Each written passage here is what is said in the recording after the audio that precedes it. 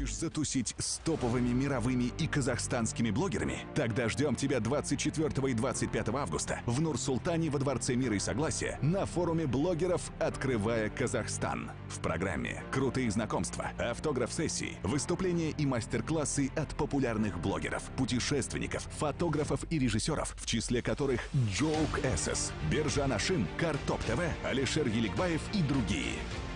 Хедлайнеры форума – британский влогер и путешественник Луис Кол, известный как Fun for Louis, и Мурат Осман, автор популярного в соцсетях флешмоба Follow Me Too. Ты узнаешь, как стать популярным блогером, путешествовать и зарабатывать, делать годный контент и привлечь качественную аудиторию.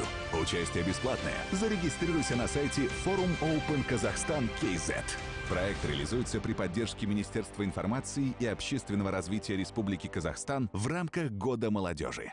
Хочешь затусить с топовыми мировыми и казахстанскими блогерами? Тогда ждем тебя 24 и 25 августа в Нур-Султане во Дворце мира и согласия на форуме блогеров «Открывая, Казахстан». В программе крутые знакомства, автограф-сессии, выступления и мастер-классы от популярных блогеров, путешественников, фотографов и режиссеров, в числе которых Джоук Эсэс, Биржан Ашим, Картоп ТВ, Алишер Еликбаев и другие.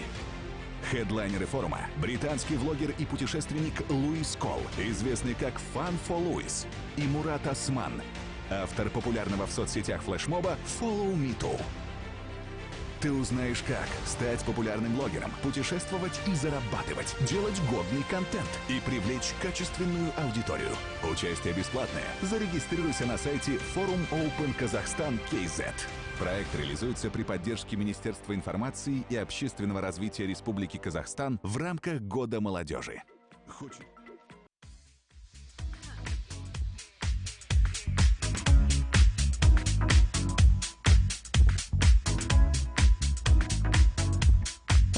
Раз. Ну что, всем привет, друзья.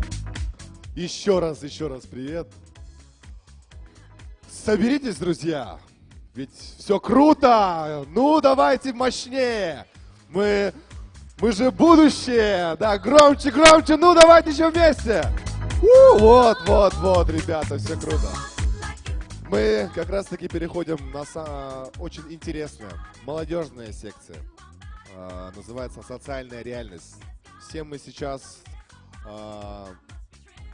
сидим во всех социальных сетях. Все мы знаем очень много о всех этих сетях. И максимально хотим хайпануть, максимально хотим быть услышанным, быть популярным и так далее. Следующие наши спикеры, которые выйдут на сцену, максимально вам расскажут об этом, помогут и на своем примере, опыте вам посоветуются. Итак, встречайте. Малика Молдаханова, маркетолог, продюсер, медиа-активист. Громче, друзья! Как у вас дела? Отлично. Вы готовы? Да. Ну все, слово представляется вам. Спасибо. Это шикарная публика. Готова. В вашем распоряжении. Спасибо. Здравствуйте. Для меня немножко волнительно выступать на такую большую аудиторию, поэтому я буду иногда подглядывать в телефон. Простите мне это. Я родилась в 90-м году.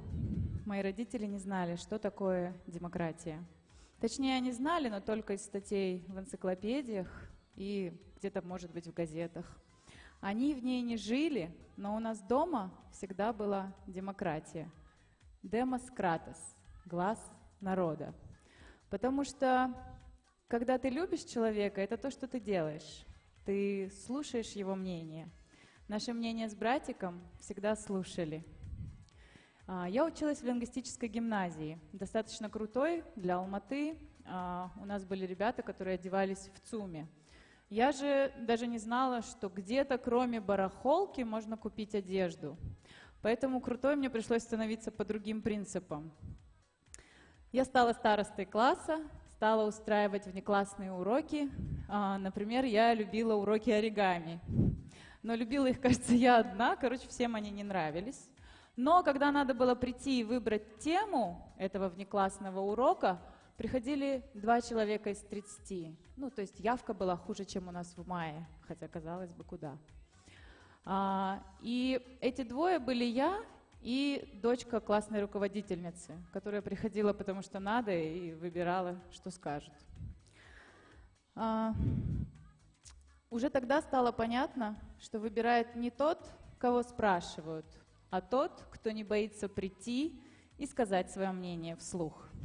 Поэтому сегодня я стою тут с кучей своего мнения. Может показаться, что из меня с детства растили спикера, политика, дипломата, но все совсем не так. Я помню, как в 90-х папа ездил в Сыктывкар за бумагой для газеты, которую руководили они с мамой, газета «Столица», газета, которая в 90-х вдруг смогла писать правду. Они писали о КСК, о социальных проблемах. Также они задавали очень хлесткие и жесткие вопросы президенту на пресс-конференции, тогда еще было можно. Я это знаю точно, потому что этим журналистом была моя мама. Моя мама в журналистике с 16 лет. Последние 20 она защищает права журналистов, и всю жизнь она мне говорила: «Малика, только не иди в политику и журналистику. Это самые опасные вещи в нашей стране, особенно для женщины».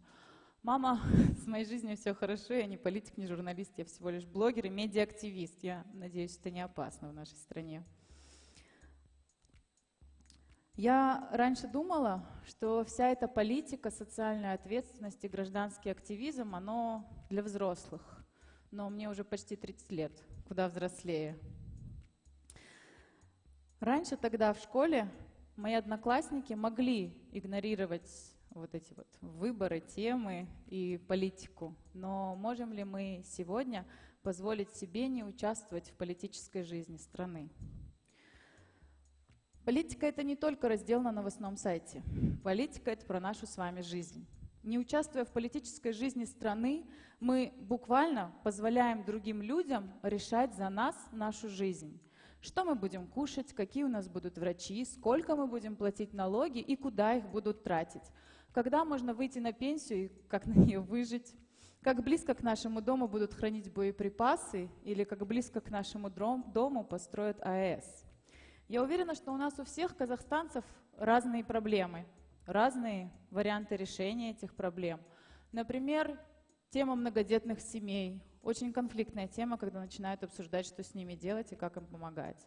Или как сегодня на утренней панельной сессии статус туризма в Казахстане сегодня и пути его развития. Очень конфликтная тема оказалась. Но пока мы не будем принимать участие в этом диалоге и поднимать его, этот 30-летний монолог будет продолжаться. Я устала себя чувствовать ребенком за детским столом на взрослом тое. Я хочу за взрослый стол. Я уже взрослая девочка, у меня за плечами развод, 2-й брак, 2 детей, 3 бизнеса, 2 образования и 14 лет профессионального стажа. Я хочу за взрослый стол. Я хочу сама выбирать свою еду. Я могу себе позволить за нее платить. Но я устала, что ее выбирают за меня, и я устала, что меню состоит из одного съедобного блюда и кучи пластмассовых муляжей. Я хорошо по казахстанским меркам живу, то есть я это не делаю от того, что там мне плохо живется или кто-то мне должен. Я живу в жилом комплексе, я даже иногда езжу на Яндекс.Бизнесе, но не участвовать в политической жизни страны я себе позволить не могу. Меня не волнует политика из личных амбиций или политика ради политики. Меня волнует политика ради жизни, ради улучшения уровня жизни людей, которые живут в моей стране. Меня волнует отсутствие фонарей над тротуарами, пандусов для колясок, ящиков для раздельного мусора, отсутствие адекватного наказания насильников и педофилов, статус декриминализации бытового насилия, отсутствие дорог и туалетов в пригородах. Да, в потоке плохих новостей мы становимся менее критичными к плохому. Типа, ой, очередной коррупционный кейс, или, о боже, опять какую-то женщину избили. Но пока мы будем закрывать глаза, пока блогеры и инфлюенсеры будут говорить о новом оттенке помады и шутки про козерогов, эти проблемы не начнут решаться на системном уровне. Как мы уже видели в этом году, обсуждение проблем в социальных сетях помогает решать проблемы. Пусть пока точечно, но рано или поздно эти точечки сложатся в линию. Джейн Фонда, известная медиа-активистка и известная женщина, однажды сказала, и я прочитаю на английском, чтобы не потерять оттенок каждого слова. Это она сказала про селебрити, про всех известных людей. We are like repeaters. Repeaters are the towers that you see at the top of the mountains that pick up signals from the valley and carry them over the mountains to a broader audience. And that's what celebrities do if we are doing our job right. We are picking up the voices of people who can't be heard and broadcasting their story. Кто-то из блогеров-инфлюенсеров говорит мне, когда мы начинаем обсуждать эту тему между собой, у меня слишком широкая аудитория, они не поймут меня, или это не мой формат, моя аудитория ждет от меня другое. Но инфлюенсерам и блогерам нужно понимать, что наша аудитория — это наш самый главный актив, наше богатство. И Эдмунд Бёрк, английский парламентарий, говорил, если мы распоряжаемся своим богатством, то мы богаты и свободны. Если наше богатство распоряжается нами, то беднее нас нет. Блогеры и инфлюенсеры не должны становиться заложниками своего формата. Становитесь, пожалуйста, дорогие блогеры и инфлюенсеры, теми самыми передатчиками, ресиверами, кто может слышать мнение меньшинства, транслировать его дальше к большинству, вширь, и также транслировать его по вертикали вверх. Вы, наверное, знаете таких людей, как Фейс, Оксюморон, Юра Дудь, Данила Поперечный, Егор Крид и Сережа Лазарев. Вы видели их высказывания по поводу недавних событий в Москве? Вы видели, как их поддержала общественность? Все их репостили, ретвитили, ресторили и все, что можно вот это сделать в интернете.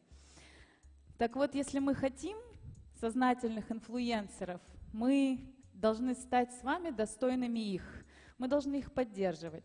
Тогда их будет становиться больше, они будут становиться умнее, их темы будут становиться важнее, их слова будут становиться правильней, четче и будут чаще и точнее доходить до адресатов. Но не только общество должно быть готово к инфлюенсерам. Когда мы говорим о том, что блогеры должны быть социально ответственными, и блогеры должны продвигать Казахстан, мы забываем об одном маленьком, большом нюансе. У блогеров должна быть защита. Блогер должен чувствовать свою безопасность и поддержку со стороны государства. Чувствую ли я сейчас ее, стоя тут? Нет. Независимо от своих политических взглядов, ты должен чувствовать свою безопасность и поддержку со стороны государства. Потому что в основе принципа свободы слова стоит очень простое выражение. Мне не важно, согласна я с вами или нет, но ваше право иметь свое мнение я буду защищать до конца. И если именно с этим принципом на нас будет смотреть государство, то ситуация может поменяться. Вот, например, утром можно сказать на панельной сессии конструктивную критику о туризме или плохих туалетах, а после обеда не найти себя в списках на другой панельной сессии. Сегодня был такой кейс. И напоследок я хочу вернуться к своей семье. Я уже говорила в начале, что мои родители не знали, что такое демократия, они в ней не жили. Просто дома меня любили. А когда ты любишь человека, ты слушаешь его мнение, уважаешь его права и свободы и поддерживаешь его. И эти 3 простых действия помогут нам строить демократию в головах молодого поколения, и в том числе нынешних блогеров и инфлюенсеров. Свобода, справедливость и единство граждан. И я хочу, чтобы на следующей подобной конференции спикеров по моей теме смогли найти больше, чем одного. Спасибо.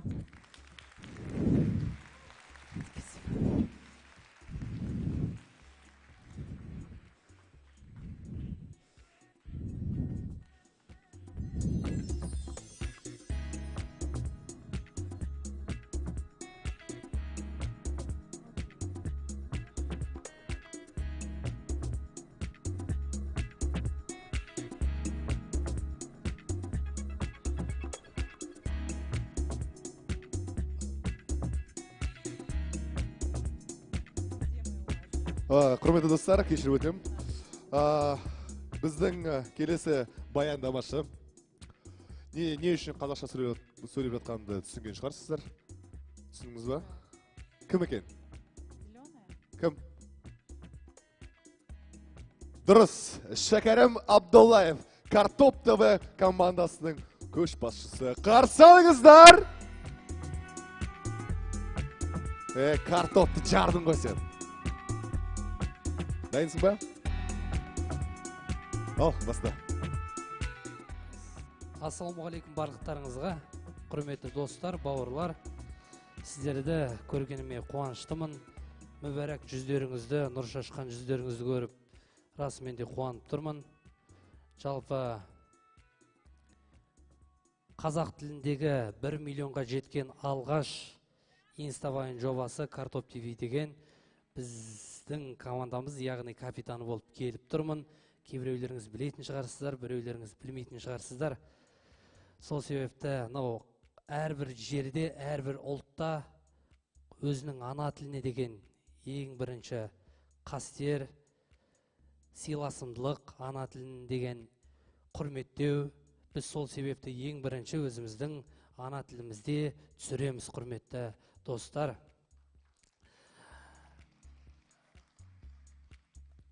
Жалпы негізі вайнды түсіру, кейбір адамдар маған сұрақ қояды, вайнды түсіріп қалай атақты болып кеттіңіздер. Біз ешқандай бір тауық опарып, мына жерде тұрған ешқандай азаматтар тауық опарып бірдеңені жарған ештеңесі жоқ. Оны сіздер де жасай аласыздар. Жалпы мен айтқым келеді, біз просто 2014-те ме 2013-те шықты ғой Инстаграм. Сол уақытта біз бастадық, және де сол уақытта еңбек еттік, болды, сол ғанақ. Әйтпесе оны сіздер де жасай аласыздар, жасайсыздар деп ойлаймын. Және де біздің мақсатымыз Қазақстанымызда, елімізде болып жатқан әр мәселелерді қазақ тілінде дәмді қылып, актуалды мәселелерді түсіру біздің ол ең бірінші мақсаттарымыздың бірі. Құрметті достар, жалпы не себепті қазақ тілінде түсіреміз? Себебі осындай жағдайлар болды. Қытайдағы, Ресейдегі кейбір қандас бауырларымызна бізге айтып жатады, сендер қазақша түсіресіңдер, менің кішкентай балам сендердің видеоларыңды қазақша айтады, қазақша сөйлейді деп. Біз 0,1% болсын, кішкене болсын, бір кірпіш болсын, тілімізге деген бір, қазағымызға деген бір 1% болсын үлесіміз тисе, шетелдегі енді бір алыс жер емес, өзіміздің отандас бауырларымыз, қандас бауырларымыздың біразы көріп, кейбіреуіне бір мотивация болсын, осындай тілімізді ұмытпасын деп, сондай мақсатта түсіреміз, құрметті меймандар, бауырлар. Оның өзі біз үшін үлкен қуаныш, бақыт деп ойлаймын. Жалпы негізі Инстаграмның өзінің бір дәуірі болады, әр нәрсенің өзінің нүктесі болады, точкасы болады ғой, негізімен. Әр нәрсенің өзінің соңы болады. Инстаграмның да бәлкім өзінің соңы болып қалып жатқан жағдайда да біз өзіміздің әрмен қарай YouTube-та болсын, қай жерде болмасын өзіміздің жұмысымызды атқарамыз. Елімізге болмасын, қазағымызға болсын, қазақ тілінде ең бірінші түсіргіміз келеді.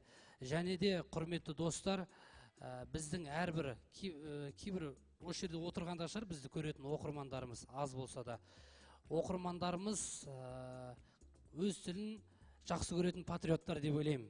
Неге десеңіздер, біз енді қазақ тілінде түсіреміз ғой. Енді өздеріңіздің сұрақтарыңыз болып жатса маған қойсаңыздар, мен барлықтарыңызға шын жүрегіммен жауап берсем деп отырмын. Сұрақтарыңыз бар ма? Қазақ тілінде қойыңыз.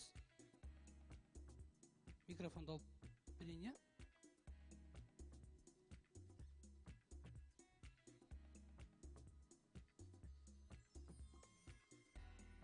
Сұрақтарыңыз болса, қойып отырсаңыздар. Бір-бір. Тамада болғансыз ғой, ме? Бір-бір дедіңіз ғой. Достар, сұрақтарыңыз болса, кім? Қазақ тілінде енді мен ғана сөйлеп отқан сияқтым, сол себепті бір сұрақтар болса деп едім ғой, Шәке. Ойыңа келген саған можно все ғой? Все ғой? Болды. Ана қарындасымыз. Достар, егер сұрақтарыңыз болса, ұялмай... Кешіресіз. Светтің өзі түсті ғой, қарындасымыз. Саламатсыз, мен жалпы негізінен бір жағынан тілегімді білдіргім келіп тұр. Картоп ТВ осы Қазақстандағы жалғыз көшбасшы, осы тақырыбы ерсі емес, вайнерлерін сізді құрметтейміз. Жалпы батыс Қазақстанда болмасын КВН-мен айналысатын әзілге жақын балдар өзінің контентін дамытқысы келеді. Соған сіздер серіктес болуға қалай қарайсыздар? Мысалы, көтерілгісі келетін балдар бар да қазақ тілінде, бірақ та орыс тілі тым конкуренцияны алдыға қарай жауып кетеді. Вроде біздің батыс жақта барлығы іздейді қазақ тілін, бірақ оны қазақ тілмен қанағаттандыратын жалғыз ғана сондай вайнерлердің аздығы сол медиа саласында бір кемшілік деп ойлаймын. Түсіндіңіз ба сұрақты? Алла қаласа енді ондайда енді сұрақтарыңыз болып жатса бізге жазыңыз, бәлкім совместно бірдеңе түсірерміз. Бұйырса, әрине бір қазақтың балаларын көтеруге әрдайым тырысамыз ғой. Ниетіміздің барлығы дұрыс. Әрмен қарай сұрақтарыңыз болса қойыңыздар. Тағы да сұрақтар. Ұялмай қасыма келіңіздер, өздерің жазсыңдар ғой құрсын. Ассалаумағалейкум баршаңызға. Шәкәрім аға, міне сіз айтып тұрсыз Инстаграмда, сіз бірінші орындасыз дейсіз қазақтарды. Ал сіз YouTube видео хостингіне шыққыңыз келмей ме? Ол салада да жалпы негізі құрметті достар, біз өз қарапайым балаларымыз барлығымыз. Біздің мамандығымыз темір жолшы негізінен. Әрбір ортадағы балалардың өзінің енді мамандықтары болады ғой. Біз актер емеспіз, міне актер жігіттер, міне шәкелер, бұлар актер. Біз енді қарапайым балаларымыз. Шыны керек, мен заңгермін. Мамандық бойынша. Заңгерсіз ба? Юристпін мен, брат. Болды, онда кешіріңіз. Не айтқым келіп тұр бұл сөзімен? YouTube-қа деген ол үлкен жоба, ол жерде ол Instagram емес, 1 минуттық емес. Сол себепті әр нәрсеге де уақыт керек. Ол нәрседе бір серьезный нәрсе ғой негізінен. Сол себепті оған да енді уақытысымен бір көрерміз. Біздің де Instagram-нан да жұмысымыз бар ғой, бөлек. Сол себепті уақытымыздың барлығын бұл нәрсеге арнай берсек, тоже болмай қалатын сияқты. Бұйырса Алла қаласа бәлкім көрінерміз деп ойлаймын. Рахмет. Тағы да сұрақтарыңыз болсын, бар ма? Тек қана алдың қатардан қойып отыр ғой.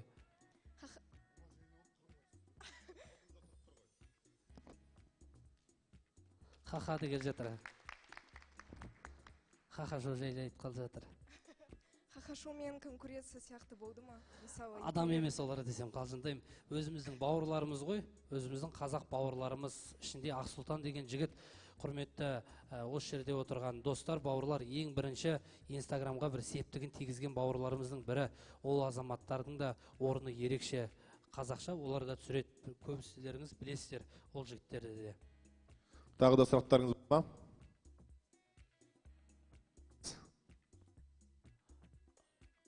Келіңіздер. Кел. Өтіп баратып сұрағыңды ойлай берсейші. Деген сияқты. Бұл балконнан бар ма, балконнан? Боқтау жоқ.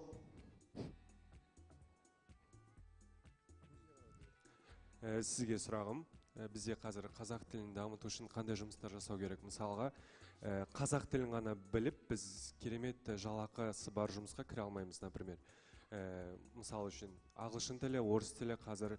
Орыс тілін мен ағылшын тілін ғана білсек, біз жақсы жалақысы бар жұмысқа кіре аламыз. Ал тек қана қазақ тілін біліп, пол жуып жүрген, ыдыс жуып жүрген көптеген қандастарымызды көрдім. Сондықтан да қазақ тілінің рөлін көбейту үшін вайннан басқа қандай қызметтер, қандай шараларды жасауға болады? Соған жауап бересіз бе? Жалпы енді бұл сұрақты енді бәлкім маған қойылмайтын да шығар енді. Мен әкім емеспін ғой мына жерде тұрған. Былай ғой, негізі кейбіреу айтып жатады, мемлекетіміздегі кейбір ащы шындықтарды да біз әзілмен жеткізгіміз келеді, шымшып. Әрине біз енді бір іргетасын, сіз айтып тұрған сұрақты біз оны әзілмен жеткіземіз. Мысалға, сіздің айтып тұрған сұрағыңызды біз әзілмен жеткізуге тырысамыз. Мысалға, сіз маған сұрақ қойып отырсыз, сол секілді әр нәрсенің өзінің ісі бар ғой. Біз мысалға әзілмен билікке қарата, шымшып әзілмен жеткізгіміз келеді. Сол секілді әр нәрсенің өзінің бір сұрақтың да қойылатын орны бар деп ойлаймын. Енді бауырым, енді ол сұрақ менде көкейімде жүрген сұрақтардың бірі. Айып етпеңіз. Рахмет. Әрмен қарай сұрақтарыңыз болса. Тағы да сұрақтарыңыз бар ма? Жоқ, айғайлап айта бер. Сіз қазір. Микрофон қиындап кетті ғой. Ассалаумағалейкум, Шәкәрім аға. Сізге бір сұрағым бар еді. Команданың аты не картопты көп жарғаннан соң ба или қалай сонда? Біз негізі колледжде оқыған кезде біз батыстың балаларымен тұрған болатынбыз. Сол кезде олар әр сөзінде картопты жардың деп айтып отырады, әр сөздің ортасына қосып отырады. Жалпы батыс әр елдің салты басқа, иттері қарақасқа дейді ғой. Ол жақтың да бір сөздері бар, манерасы бар деген секілді. Сол сөздері бір өзімізге бір ұнады. Картоп жардың деген бір әзілдің бір майталманы болсын деген секілді бір мағынада қойған болатынбыз, бауырым.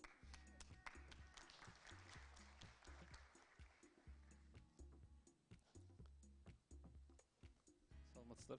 Бір сұрақ менен болсын. Іштеріңізде толқапты ғой, айта беріңіз. Осыдан бір жылдардың или қыстама осы Картоп ТВ-дің YouTube-дағы админ іздедіңіздер ғой, соны табылды ма, ақыр аяғы не болды? Біз негізі сөздің шыны керек YouTube анау мынау дегенде көп қақпаймыз. Сөздің расы ғой. Көп түсіне админі табылды ма, не болды? Қарағанды жақтың бір кішкентай бір баласы болды. Сол баласы болып шықты. Одан кейін тауып алдық. Оны жігіттер жасап жүрген. Біз өзіміз қарапайым балаларымыз. YouTube-тың өзін енді түсініп жатқан балаларымыз ғой. Instagram-ның өзін 2014-те түсіндік әзер. Аха. Рахмет. Тағы да сұрақтарыңыз болса қойыңыздар. Шын жүрегімізбен жауап береміз.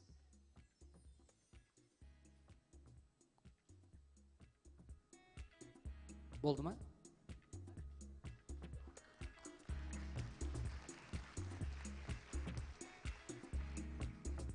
Қоятын сұрақтарыңыз болса, мен сіздер үшін жауап берейін. Міне бауырымыз қояды. Ассалаумағалейкум тағы да. Осы бір алдыңғы жылы болу керек. 6 айдай уақыт болды. Картоп ТВ парақша сатылады деген сториске реклама шықты. Сол қаншалықты рас? Картоп ТВ ары қарай жұмысын жалғастыра ма? Ақшадан қиналып кеткенбіз бауырым десем, қалжыңдаймын құрсын. Былай болған болатын еді. Біздің бір баламыз соткасын жоғалтып алып, паролін ашып, жаңағы сондай бір болмашы бір оқиғалар болған болатын. Ондай нәрсе болған. Оны жасырмаймын, болып, одан кейін бізден тартып алып, біз жаңағы өзінің Фейсбугын орнатып қойып, сондай нәрсе болған болатын. Одан кейін қайттан қайтарып алдық біз. Өзіміз сатып алдық қой оны.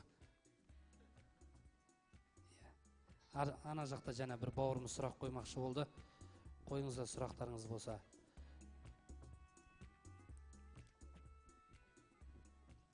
Шәкераман, сәлеметсіздер ме? Және де менде бір сұрақ болатын.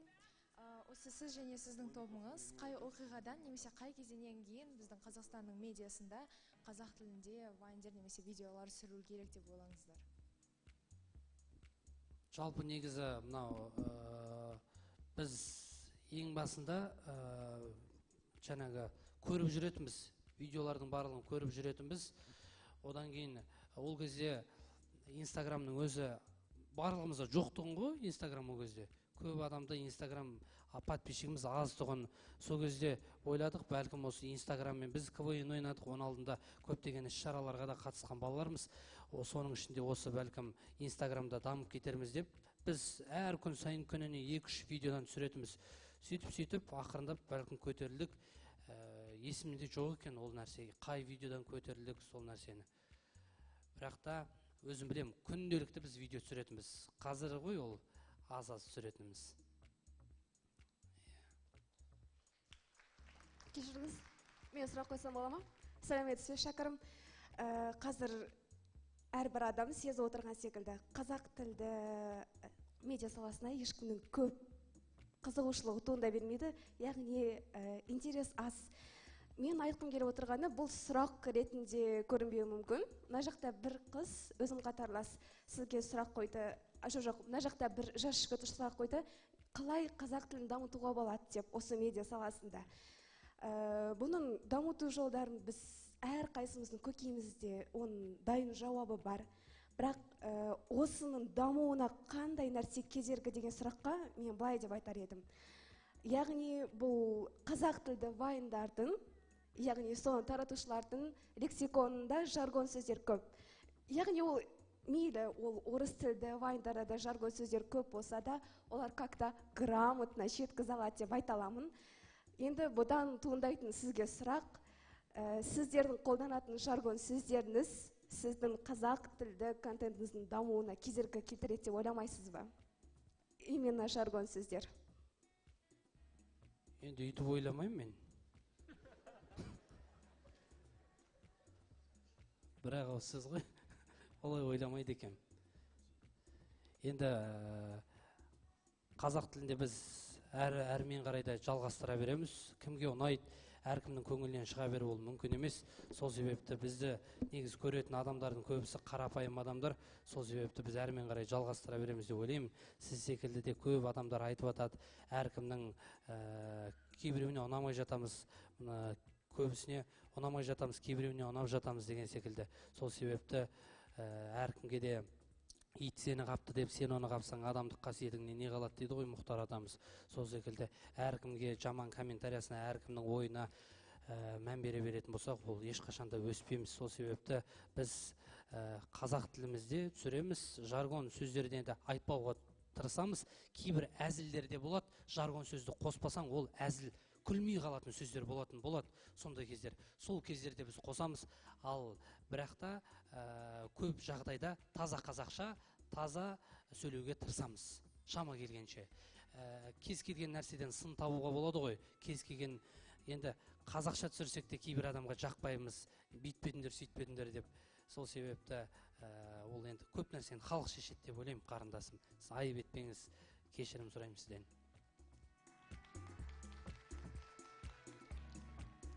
Қойшы, бауырым. Жоқ, бауырымыз сұрақ қоям деп отыр. Достар, шәкәрім. Уақыт болды ма? Біздің уақытымыз. Міне бір бауырымыз қойып жүрсін. Көңілін қалдырмайық бауырымыздың. Әппақ көңіліңнен айналайын бауырым. Кеш, сұрағыңнан қойшы.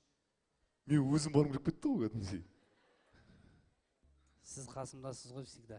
Қойыңыз бауырымыз. Ассалаумалейкум. Уағалейкум. Сіздер ең бастаған кезде Инстаграмда сонда ойлаған жоқсыздар ма?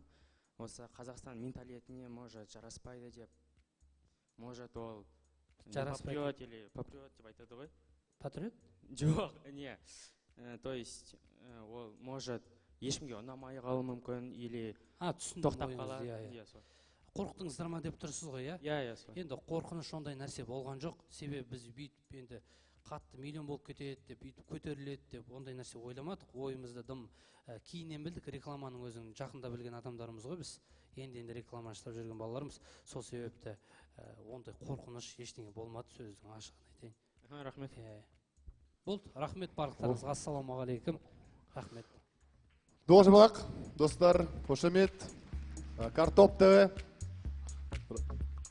Ал қазір достар, біздің келесі спикерімізді біз күтіп тұрмыз. 2 минут жарема, қазір өзім барып қадағалап келейін. Что там, бля? Да нет.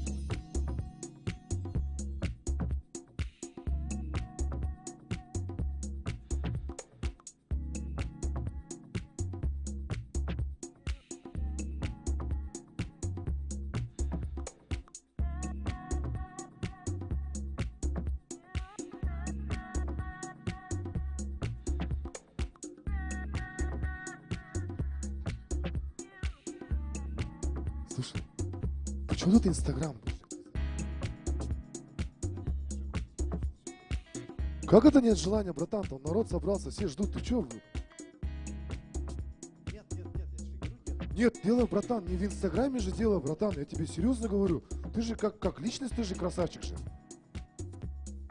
Правда, что ли? Конечно, братан. Чё, не веришь, что ли? Сейчас смотри. Ребята, Брыжа наш вот красавчик. Братан, я же тебе говорил, красавчик. Позвольте вам представить моего друга, брата. Мы с ним еще учились в одной школе вместе. Брыжа наша. Ну чё так слабо? Ну, друзья, ну давайте поддержим его. Брыжа! Я уверен на 100%, что кому-кому, Брыжан, тебе есть что сказать. Да? Но ты знаешь формат, там самое главное. И сегодня мы обсуждаем, да. Все, без вот этого, да, без вот этого. Да. Готовы? Все, братан, давай, делай. Ребята, всем привет, давайте еще раз поаплодируем сами себе, мне, организаторам. Перед тем, как начать свой короткий спич, я хотел сказать для начала, что такие мероприятия, как сегодняшние, Это очень круто, потому что я всегда до этого поражался тому, как наша страна не умеет себя рекламировать на международной арене. И, ну, по сути, нас нормально продвигает только Геннадий Головкин, да, и если откровенно говорить, про Казахстан знает, либо знает по Бурату. А вот этот кейс, он очень крутой в том плане, что начали тянуть реально офигенных блогеров. И я посмотрел, Мурада Усмана я, допустим, знал, а вот этих представителей, их просто на самом деле очень много по миру. Но я когда зашел, посмотрел, у каждого есть свой какой-то...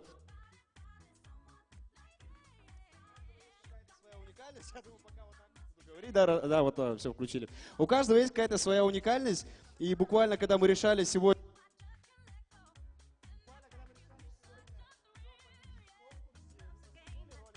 Раз, два, три, четыре, ролики посмотрели. И я успел убедиться, что они еще и как люди очень простые. Я думаю, что можно пока заменить микрофон, да, пока, чтобы не орать. Вот, и давайте поаплодируем и скажем спасибо за эту организацию. Мне очень лестно, что меня пригласили в этот Suicide Squad, да, так сказать, в хорошем отношении. Я немного выписал для себя тезисно вещи, которые я бы хотел донести. Я стараюсь всегда, я не первый раз выступаю в Астане на разных форумах, и всегда стараюсь, чтобы это не было тоже, потому что иногда слушаешь человека, он с одной и той же презентацией приходит на форумы, и я обычно такие презентации не слушаю, и организатор, пожалуйста, микрофон мне, очень сложно. Вот, так, я тезисно буду рассказывать. Начну я, наверное, со своего... Спасибо. Давайте поаплодируем человеку, который поменял мне микрофон. Спасибо. Начну, наверное, рассказывать о своих последних новостях и немного косвенно говорить про блогинг. Мне очень часто раньше ко мне подходили и говорили, как сделать то, как сделать это, как начать страничку. Скорее всего, будет сегодня в конце такой вопрос, как раскачать свою страничку. Ответ на него сразу говорю, не знаю, потому что у каждого кейс индивидуальный. И идеальный кейс того, как можно раскачать свою страничку и что это может сделать каждый, это мой отец. Да? Я думаю, вы видели, да, то, что мой папа завелся Инстаграм. Но понятное дело, да, что ему повезло с сыном. Там то, что такой симпатичный, да, яркая личность такая. Но на самом деле я просто... Да, давайте папе тоже поаплодируем. Я думаю, папа, отметьте его, если кто-то сейчас снимал этот момент, отметьте его сторис, чтобы он знал, что я о нем говорю. Вот. Он на самом деле молодец в том плане, что он сам это все решил делать, и он стал первым таким кейсом, что человек, ну я не буду говорить старый, да, но вот что человек... Не, в преклонном возрасте это еще хуже, да? Что человек за 50, он делает какой-то контент. То есть любой способен, любой может это делать. И мне кажется, что он, наверное, не так быстро, но чуть позже, со временем, и сам бы без меня раскачался бы, потому что он действительно делает какие-то интересные вещи. И если у вас есть в головах задумка, вы хотите стать блогером, это абсолютная правда, то, что сказал сегодня Камаладин. Сегодня рынок абсолютно, и жизнь наша, она абсолютно стала другой. И даже когда мы поступали в университет, мы абсолютно не понимали, кем мы будем в жизни. Вот я учился на финансах на первом курсе, потом перешел на маркетолога, но то, что я буду видеоблогером, да, или как некоторым угодно, там, вайнером, такой профессии тогда не существовало.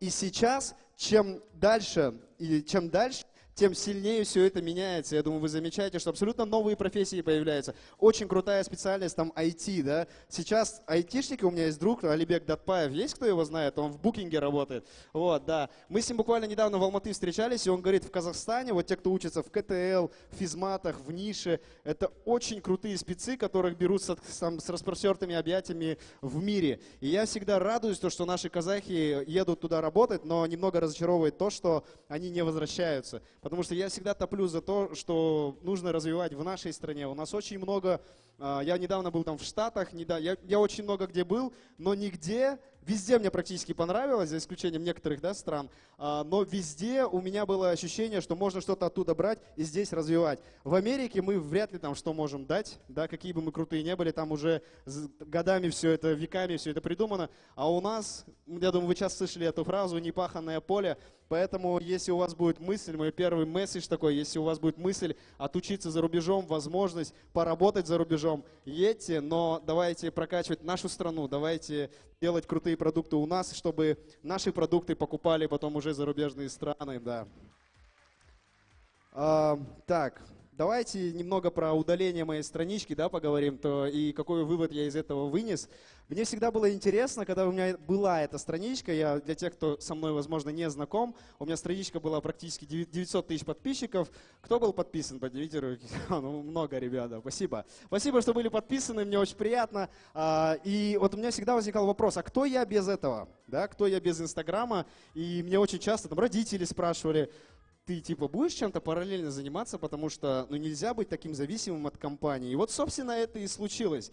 И я, наверное, еще где-то год назад мы с Камаладином с этой темой разговаривали, и я говорил, что, наверное, все-таки количество подписчиков – это не такая важная вещь, как бренд страницы, на которой ты работаешь. Вот если, я знаю, я сейчас создам новую страничку, и эти подписчики вернутся, да, и не все, конечно, не 900 тысяч, но если вернется 200, 300, 400, 500 тысяч, я уже буду счастлив. Это говорит о том, что бренд странички, он раскачанный. И я всегда рекомендую ребятам, которые ведут свой Инстаграм, работать не на количество подписчиков. Это головная боль, когда у тебя слишком большая аудитория, а контент заканчивается, об этом я тоже поговорю, мне кажется, вопрос этот будет. Работайте над брендом. Что такое бренд? Бренд, вот вообще, когда меня спрашивают, вот ты видеоблогер, а не вайнер, а в чем отличие? Вайнеры снимают скетчи, да, и, возможно, они пытаются донести какой-то смысл в своих скетчах. Блогеры, они чаще всего выражают свое мнение. Facebook-блогеры, там, видеоблогеры. И, наверное, меня это и отличает, что я выражаю свое мнение. Иногда оно не соотносится с общественным мнением. Вот, допустим, вы видели в сторис, я про свадьбы говорил, да? Вот, и на самом деле тема достаточно жесткая, у меня даже родственники немного напряглись, потому что я, как им показалось, высмеивал казахские традиции, да, то, что я говорил, там, типа, во время бета-шара, там, невеста так наклоняется, я говорил, это, типа, гиперэкстензия, упражнение, да, когда на спину, вот, и много таких вещей было, но на самом деле я не высмеивал, я говорил, как есть, правду, да, то, что я не совсем понимаю наши традиции. Разумеется, более взрослой аудитории это не совсем, как бы, понравилось, но в целом людям понравилось, наверное, они меня за это и любили. Вот, работайте больше над брендом. Что такое бренд? Бренд – это какая-то честность, наверное, да, когда ты говоришь, как есть, когда ты вот как думаешь, так и делаешь. Потому что очень у многих, там, моих знакомых блогеров, которых я люблю, обожаю, но у них есть какой-то стоп. У меня тоже, конечно, есть стоп в любом случае, но он немножечко дальше. Да? Есть такие еще примеры, которые я могу назвать. Это там Нагимуша, это Эльдана Фурайс, это Байжан Байзакова. Это те ребята, кстати, все женщины, да, все, ну как женщины, ладно, девушки. Все девушки, да? Ну Эльдана, ну девушка. Да, ладно, шучу. Ну вот. Как бы они выражают свое мнение, и мне интересно за ними следить. Они что-то вот происходит, да, не обязательно там в стране, не обязательно плохое. Потому что вот в последнее время люди зациклены, что мы должны вот только на эти темы говорить. А вот просто говорит, вот, допустим, там, не знаю, там, львенка видит и говорит, вот львенка обсуждает, и интересно его мнение насчет этого львенка. Вот это и есть, наверное, такое маленькое, но в какой-то степени большое различие. Дальше. В общем, месседж такой, если будете заводить Инстаграм-страничку, не будьте зависимы от подписчиков, просмотров. Насчет просмотров, кстати, они будут падать, они будут расти, и это нормально. Вот все парятся насчет этого, то, что там вот начинается дрожь, да, какая-то, просмотры падают, мне сразу там Камал встречу набивает, говорит, братан, надо что-то делать. Вначале, да, напрягался, но потом понимаю, ну, блин, так же нельзя всю жизнь жить, боясь, что у тебя будут падать просмотры. Нужно расслабиться, и что-то будет залетать, а что-то нет. Вот. Почему удалили страничку? Потому что слишком жесткий контент. То есть для Инстаграма мы подозреваем так, что они зацепились за несколько вещей. Первое, понятное дело, это матершинные слова. Второе, то, что у меня там в био написано по всем вопросам через постель. Да? Но как бы понятное дело, что человек, он, знающий меня, юмор, он понимает, что это юмор. А в Соединенных Штатах Америки, в компании там, Facebook, которые увидели мой такой вот описание моей странички в био, для них это харассмент, понимаете, да? Поэтому заблокировали. Вот еще один тезис. Инстаграм вообще это... Если блогер считает, что Инстаграм это не конечная точка роста, то, мне кажется, этот блогер дальше пойдет. Если не просто говорит, а реально так считает. Я о чем говорю, что Инстаграм, по сути, это идеальный трамплин роста. То есть, но это не конечная точка. Человек, вот если вы обратите внимание, да, вот Шако, который сегодня ведет мероприятие, он начал в Инстаграме. Возможно, параллельно он занимался кино. Потом его увидели, что у него офигенные актерские данные, он крутые пишет сценарии. Я просто с тобой учился в школе, поэтому хвалю тебя. тебя, Шако. Вот. И взяли в кино районы, после этого он начал сниматься везде, и сейчас это один из самых топовых актеров Казахстана. То есть рост был в Инстаграме. И очень много у кого, не только в кинематографе, вообще в любом отношении. Этот идеальный микрофон, да? Да, спасибо. Давайте еще раз поаплодируем человеку за... Вот. Но когда человек останавливается на Инстаграме, это очень плохо, потому что быть зависимым от одной социальной сети, да, это плохо. Потому что кто знает, как мне сегодня сказал Мурад Усман, когда мы с ним разговаривали, буквально короткий разговор, он сказал, кто знает, что будет завтра. Да? И это абсолютная правда, нельзя быть зависимым. Поэтому я стараюсь там параллельно снимать клипы, стараюсь сейчас в будущем, надеюсь, сделаю свой стендап. Да? Я не хочу делать стендапы, как у всех. Я хочу делать вечера, чтобы это было более американский, но это очень сложный формат, я вам честно скажу. То есть это самый сложный формат в юморе, поэтому я не тороплюсь. То есть сейчас я хочу сделать больше на YouTube. Если вы смотрели мои stories, это же 15 секунд, разделенные там, на очень много этих 15-секундных роликов. И представьте такой же формат только на YouTube. Вот сейчас мы уже 10 роликов отсняли, скоро это все будет выходить. Вот, и думаю, можно поаплодировать, да, пока я буду подсматривать. Вот. Так, еще важный такой... ну вот что я еще хотел сказать, да. Блогеры всегда будут умирать. То есть не будет такого, что один блогер будет качать всю жизнь. Только если там... Это не Алишер Еликбаев. Да? То есть блогер, он должен уметь подстраиваться под время. Сегодня был вопрос, звучащий вот оттуда, я не знаю, человек там. Человек спросил недословно, но примерно, что будет, когда блогеры теряют свой интерес. Ну, вы помните, да, поняли, о чем я говорю? Как им быть в такой ситуации? И когда мне говорят, Инстаграм скоро умрет, я говорю, он не умрет. Он не умрет, пока есть аудитория, есть потребители. И есть те, кто дают на это спрос, то есть дают предложение, правильнее, дают предложение. То есть вот моя аудитория, они 18, 24, там, 60 практически процентов, да. Через 5 лет они будут уже, там, им будет от 24 до 30 лет. И если я не изменю свой контент и не буду сам расти, я им перестану быть интересным. И поэтому нужно менять свой контент. Почему? Помните, в свое время у меня был сериал «Пахан». Кто смотрел? Да, спасибо. Возможно, я его сейчас верну. То есть, как делает, к примеру, Marvel. Они меняют актеров на более молодых. Вы заметили, да? Там Человек-паук стал, был Тоби Магуайр, стал Том Холланд. Более молодой, более живой для абсолютно новой аудитории. И сейчас этот Пахан вернется для старой аудитории, которая его любила, и для тех, кто абсолютно ни разу в жизни его не видели. Потому что с того момента тогда у меня было 200 тысяч подписчиков, а сейчас, на то, если восстановят, то 900, да? Вот. И поэтому... Забыл мысль, которую хотел донести. Вот, Пахан вернется, да. Так. Очень важное правило, если вы хотите в будущем быть каким-то инфлюенсером, там, лидером мнений, если вам придется им стать каким-то образом. Мы-то как на самом деле? Мы сначала делали юмор, а потом люди из нас сами сделали лидеров мнений. Вот так вот получилось. Например, у меня никогда не было такого, чтобы на что-то влиять. Я просто делал то, что я люблю делать. Я делал юмор, делал контент, играл разных персонажей, создавал проекты, снимал рекламы, на которые я учился, да, в университете. И я от этого кайфовал. Но, мысль опять забыл, сейчас подсмотрю. Но важное правило – если ты идешь на поводу у своей аудитории, то ты никогда не будешь расти. И вот эту фразу я впервые услышал. Знаете, есть такой проект в России «Дневник Хача». Вот, Амиран Сардаров, он это как-то сказал. Я сначала не совсем понял, почему? Ты же вроде должен давать то, что аудитория потребляет. Но потом понял, видя то, что человек, изначально его новый формат могут не воспринимать. Изначально его могут не принимать. Но потом на это тоже найдется новая аудитория. А если ты постоянно держишься за один контент, форматы всегда будут умирать.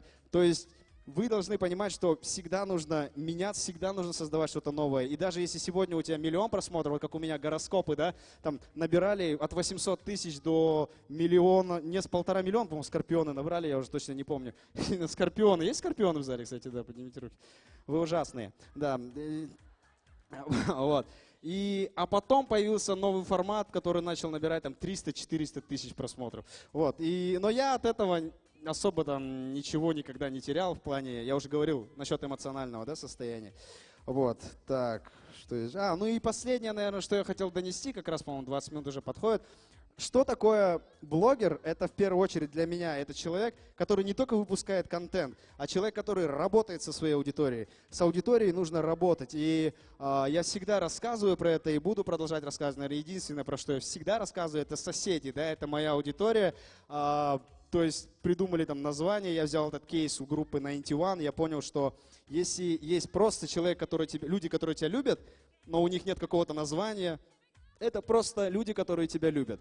А если ты создаешь сам фан-базу, то тогда складывается ощущение, что человек просто круче. И поэтому мне в голову пришло такое, что, я вижу, что меня любят, да, и я придумал, давай объединим их под одно название, и пусть они будут называться соседи. И теперь, когда, я не знаю, вы заметили или нет, там у меня какие-то проблемы начинались там в аэропорту, а у меня постоянно что-то в аэропорту происходит, я думаю, вы видели, багаж потеряют. Я отмечаю эту авиалинию, они меня ненавидят. Потому что в течение 2 суток, суток на следующий день их страничку просто уничтожают в комментариях. И делает это очень круто. Там, к примеру, пост. У нас запускается там акция 15-20%. Там снизу комменты в стиле «Мы рады за вашу акцию, но верните багаж Миржану Ашимову». Да? И вот на каждый пост пишут такие вещи. И везде с юмором, везде креативно. То есть это моя аудитория, как мне... Я не один раз слышал такое, что моя аудитория — это как будто мое отражение. В плане шуток, в плане подачи и в плане всего остального. Поэтому, если есть среди вас соседи, спасибо вам большое. Давайте поаплодируем. На этой ноте, я думаю, что пришло время подходить к вашим вопросам. У нас есть, да, человек с микрофоном? Просто дали 20 минут, так можно говорить хоть 2 часа. Вот там есть вопрос.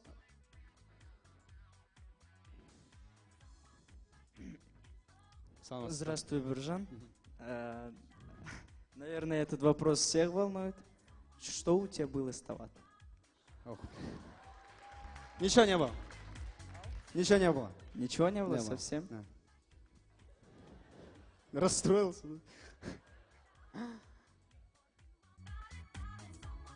Ассаламу алейкум. Уйдешь ли полностью ты на казахский язык? С казак позывно.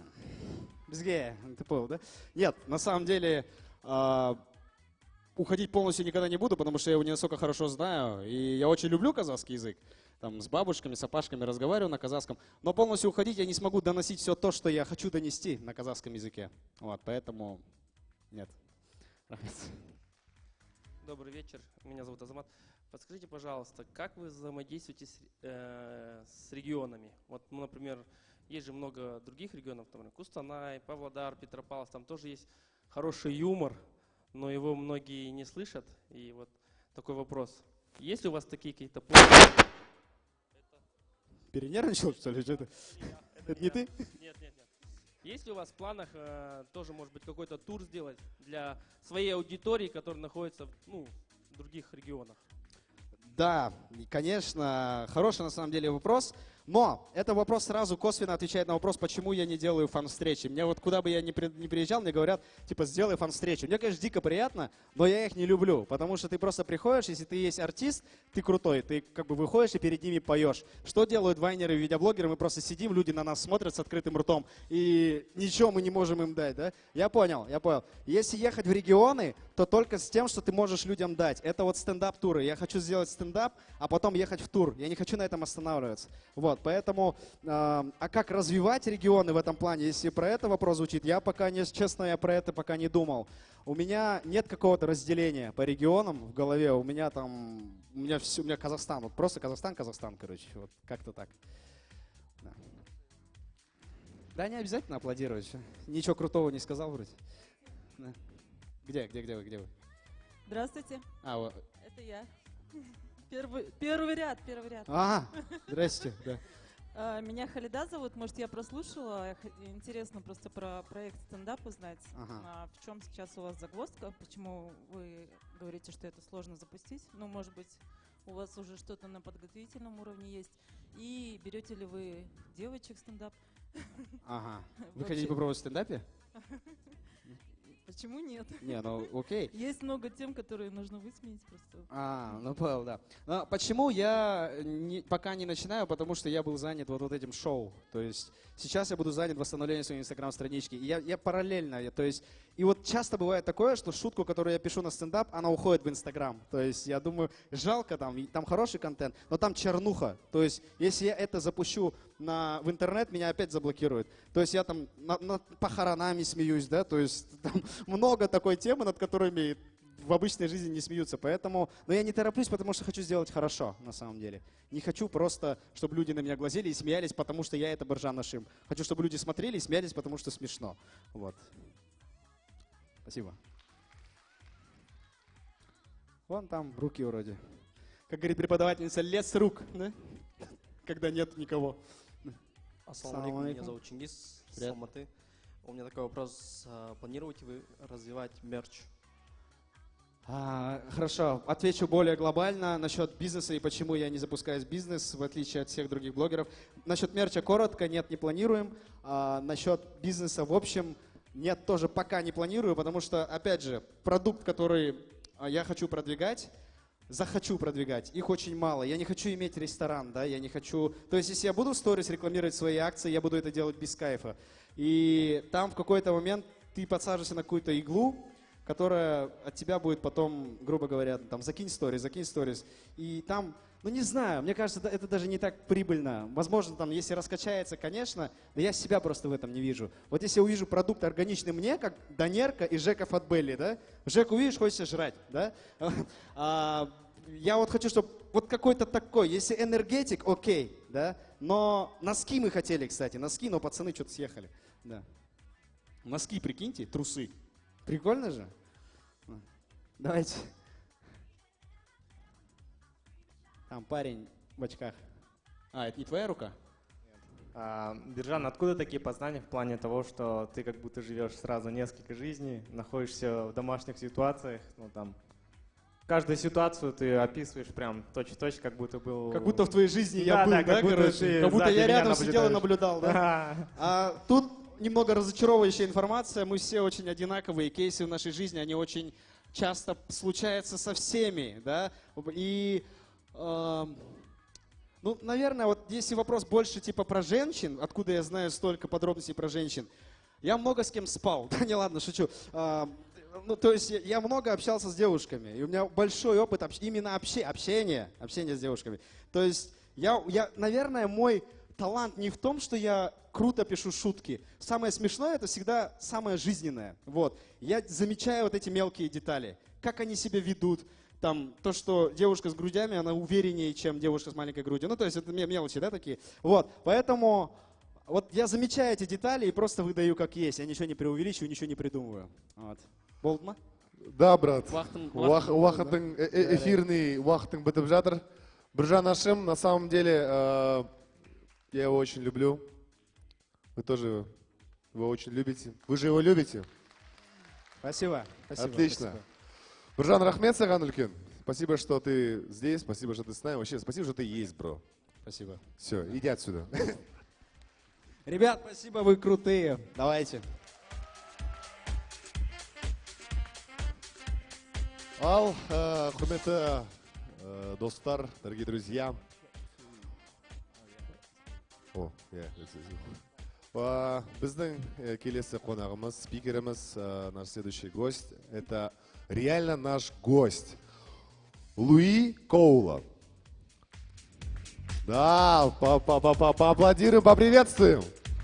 Но бала, әлі выход таппай жүрмін біздің. Кеткісі келмей жүр, да?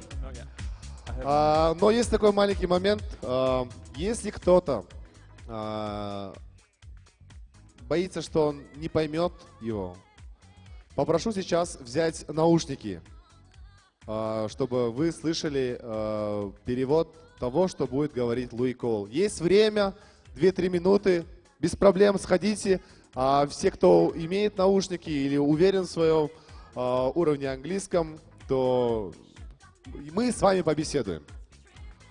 Что я могу сказать? Я лично, как вы все знаете, что я снимал и вайны, работал в сфере кинематографа уже столько лет. И мое личное наблюдение, согласно вот именно блогингу, вайну, сериалам и так далее, я думаю, что самый главный успех любого проекта, любого стартапа, именно медийного и так далее и тому подобное, travel блогинг, beauty блогинг и так далее и тому подобное, это систематика, друзья. Если человек, любой человек, который начал заниматься чем-то, будет систематично работать над этим, допустим, пацаны, если мы каждый день будем отжиматься по 10 раз, через месяц будет результат. Ты такой, блин, что-то 10 мало, дай-ка я 20 буду отжиматься. И ты будешь реально расти в глазах самого себя. Также и любая работа. Снимать вайны. Вы все знаете, что я снимал вайны. Вы знаете, что я снимал вайны? С Нурланом Батыровым мы работали вместе. Сейчас вот мы дружим, общаемся, но я уже как бы больше ушел сольно, начал больше, наверное, в кинематограф делать большой акцент. И вы знаете, все люди, которые сегодня были на этой сцене, которые еще будут завтра, это люди, которые очень модно говорить self-made. Люди, которые сделали себя сами. И не боялись. Есть такая маленькая история, когда один очень известный режиссер, вы сейчас узнаете, один очень известный режиссер очень долго хотел снять фильм. И были много отговорок всяких, всевозможных, типа, блин, да ты не сможешь, да куда, чё. Эти отговорки есть у каждого из нас. Не только в блогинге, в влогинге, да просто в обычной работе. Допустим, кто-то хочет заниматься спортом. Да зачем тебе это надо? У тебя учеба проблема. И вы знаете, что, может быть, немножко петличку у нашего гостя, немножко звук. Да, вот, я просто слышу. Можно? Друзья? Ребят? Кто там? О, отлично, спасибо. Нет, он замолчал просто. Можете, да, звук петлички нашего гостя? Да, а то мы его слышим. Ладно, хорошо. И он очень долгое время хотел снять фильм, и есть такое поверье среди среди режиссеров, что никогда в жизни нельзя снимать детей и животных. Потому что ты намучаешься, это очень трудно и так далее и подобное. А у него был шикарный сценарий, который он адаптировал, который он очень долго думал об этом. И что вы думаете, он в итоге снял по своему сценарию фильм и получил Оскар. Этот фильм называется «Жизнь Пи», про мальчика и тигра, который вот был в лодке. И вы знаете, он просто никого не послушал и начал идти. В любой профессии, везде бывают проблемы. И главное не сдаваться, идти вперед. Этот форум блогеров, я не знаю, мне 28 лет. И в мои студенческие годы, хотя как бы казалось, да, мне всего лишь 28, но в мои студенческие годы таких вот крутых молодежных мероприятий, таких проектов не было. И как-то мы не понимали, куда будем идти. Ладно, не суть, важно. Все взяли свои наушники? Все взяли, готовы? Итак, под ваши бурные овации, друзья, наш гость Луи Коула, travel-блогер Луи Кам. Громче, громче, друзья.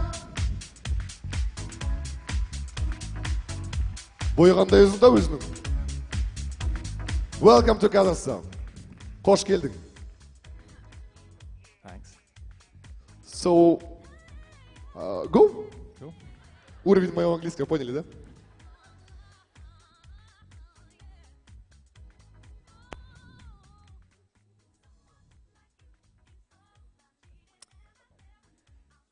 Four years ago, I got the opportunity to visit a remote region in Namibia in Southwest Africa, and I got to visit the Himba tribe, which is a very primitive tribe, and I ended up posting this photo on my Instagram. Little did I know that this was going to be the most viral, the most liked photo I'd ever posted. this was shared everywhere. This was reposted on Facebook pages. This was even printed in a newspaper, I think, in Holland or something. And it was really shocking to me how something I posted on my Instagram innocently was shared around the world to a level that I hadn't experienced before. And it really made me realize, wow, social media is incredibly powerful, and you can really, you know, anything can go viral. This is a short video clip from that day that we took the photo, just to give you a bit more insight into what we were doing there.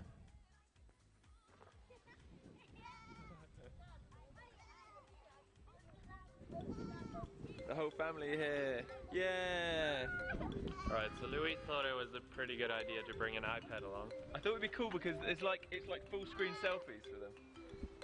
So let's see how the kids react to it.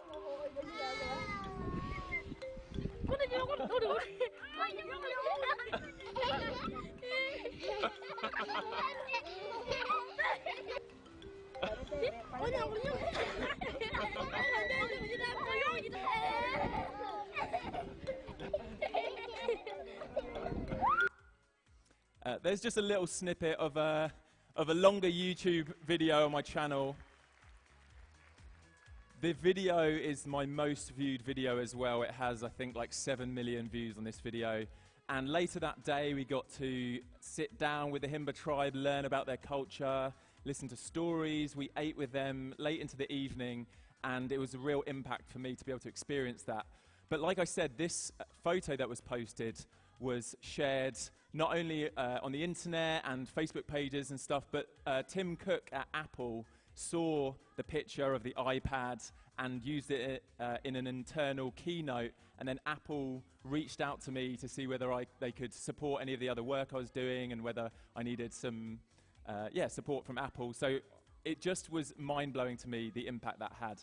And a few months later, one of my friends was in an art gallery in London and noticed that somebody had painted this picture, which again, it's just amazing to me. So it just really reiterated the power that the internet has and being able to share things across the world. So, for those of you that don't know me, my name's Louis Cole. I have been posting about my travels and adventures on YouTube and Instagram for about 8 years now. And I have traveled all over the world, experienced incredible things, and managed to share that with an audience that's been growing. And recently I hit 300 million views on my YouTube channel, and it's just been a privilege to be able to inspire people, to be able to inspire other travel vloggers and people that want to go out and create content and travel the world and have these experiences themselves. So I'm going to give you a little bit of I did some research last night, and I just wanted to, for those of you that don't know how big and powerful social media is, I just pulled up some pretty amazing stats. So on YouTube, 1 billion hours of content is watched every day. 60% prefer online video to TV, and YouTube as a platform has 2 billion users each month. And this is really, in my eyes, I've seen over the last few years since I've got onto the internet and started sharing on social media, it's really plowing kind of the traditional media and TV outlets and TV channels. It's completely overtaking them for the kind of content people want to consume. And again, on Instagram, pulled up some stats, 500 million daily users, 95 million posts per day, 4.2 billion likes per day, and 80% of people follow a brand on Instagram. And this is where you realize the power of being able to share, whether it's tourism boards or brands that want to get their message out there, want to reach an audience. A lot of this, for me, is done through social media, and I guess I don't need to go over any more of this because you guys are all in this world, all in this industry. Influencer marketing will be a $6.5 billion industry by next year. And that is mind-blowing. This is something that when I started maybe 8 years ago, there wasn't really the term influencer. People weren't doing this job. This didn't exist as a career. But for the last 8 years, I've made a full-time income, a full-time living, and it's only growing, and I'm just so excited for all of you guys that are getting into this. Maybe you've already got a following, maybe you're just starting out, but I'm just so excited for you because the world is your oyster. This is a growing industry, and you can, as I've shown, and many of my friends, that you can make a full-time income off this. So this is a very viable career path. I'll quickly go through some of this. This is just really struck me as, in terms of the tourism around the world and using social media and influencers in tourism marketing, because this is what this whole conference is, this, tourism in Kazakhstan. These are some facts I actually pulled offline last night, but 89% of millennials plan to travel based on content posted by their peers. So a lot of people are looking for places to post. So if all of us are posting posts from Kazakhstan the next couple of days as I'm traveling, I think there genuinely will be an impact on people wanting to come to Kazakhstan, or if it's other countries I'm going to. There's a case study that in New Zealand, they saw a 14% increase in tourism after they invited social media influencers to the country, to this particular region. And this was much, much more effective than any of the other marketing they did on TV or billboards or magazines or anything. So I've been growing my own brand, and part of my brand has been this slogan that I say at the end of my videos: peace out, enjoy life, and live the adventure. And I think I've really grown this loyal audience over the last 8 years. And this is something that is very unique to being an influencer, rather than trying to promote something through traditional media. There's something about having a very connected audience where people feel this, like they're your friend. They want to learn about your life. There's a very personal connection. And there's been a few instances where I have really felt this powerfully. One of them was, I was at an event, and there was a young mother who came up to me, and she had her maybe 3-year-old son, and said to me, every day we watch your videos, and my son doesn't have a father, he doesn't have any male role models in his life, but I choose to watch your videos because I really believe you're a positive male role model, and will you say hello to my son? And handed me her 3-year-old son, and I was like tearing up, and this little kid was looking up at me as if I was like his dad or something, and I was like, whoa, like this really hit me. What I upload, what I communicate, and what I post about online has a really deep impact to people. And I noticed this at an event I went to. Somebody had actually tattooed my slogan, live the adventure, onto themselves. So this is how much it meant. I don't necessarily condone tattooing yourself with YouTubers' slogans, but for me this was like, wow, this really means a lot to people, what I'm doing. So I really want to make sure what I'm communicating and how I'm being a role model is, just in the best way I can.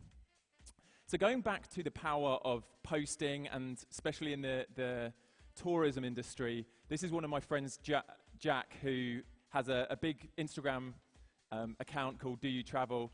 He was telling me about when he was in Bali and posted this image from a Airbnb that he was staying at, which I think had just started. A lot of people didn't know about this place, but he posted this on his Instagram. It went pretty viral.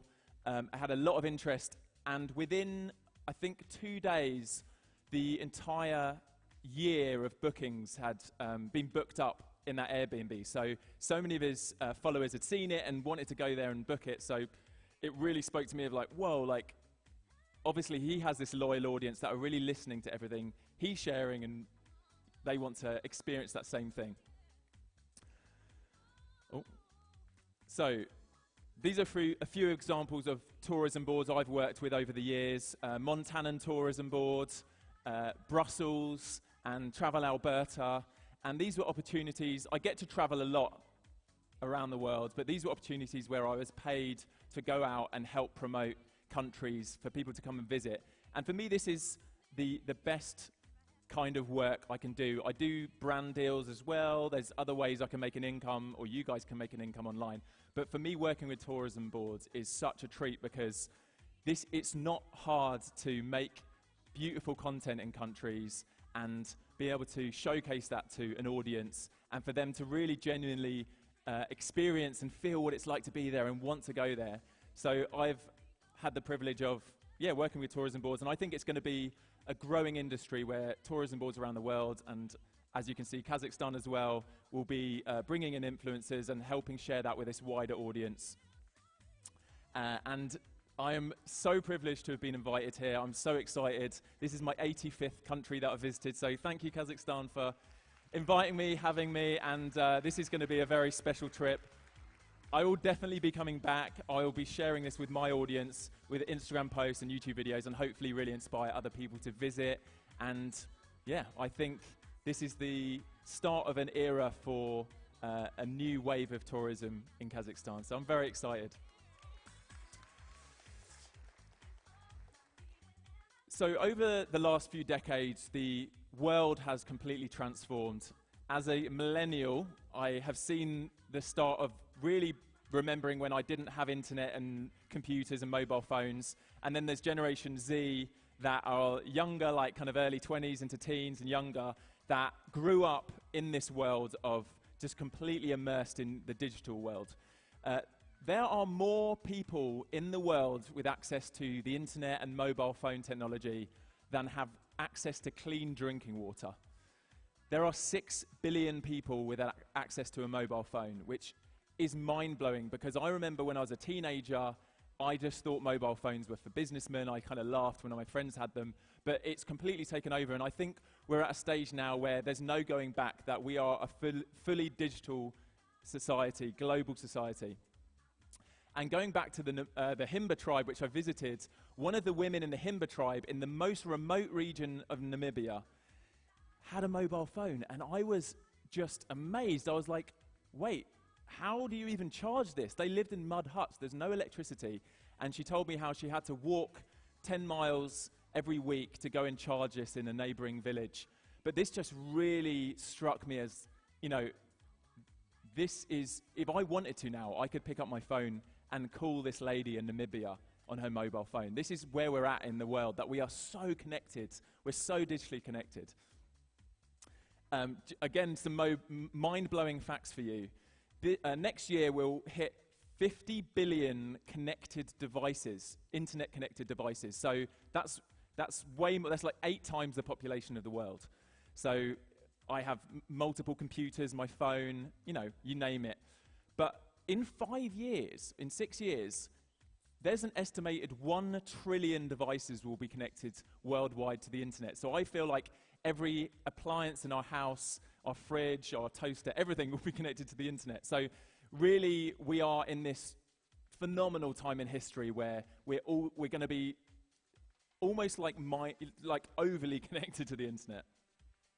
And obviously, the way that we all connect to one another is through social media. I have a bit of a love-hate relationship with social media because obviously it's my career, it's been how I've communicated and traveled so much over the last 8 years and before.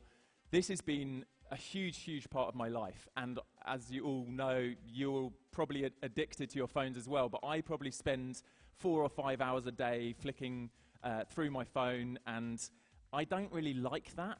And I feel like I'd like to stop looking at my phone so much, but also it is very addictive. So I'm trying to work on that. Last year I tried to delete Instagram, but after a couple of days I realized I needed to post a branded post, so I had to reinstall it.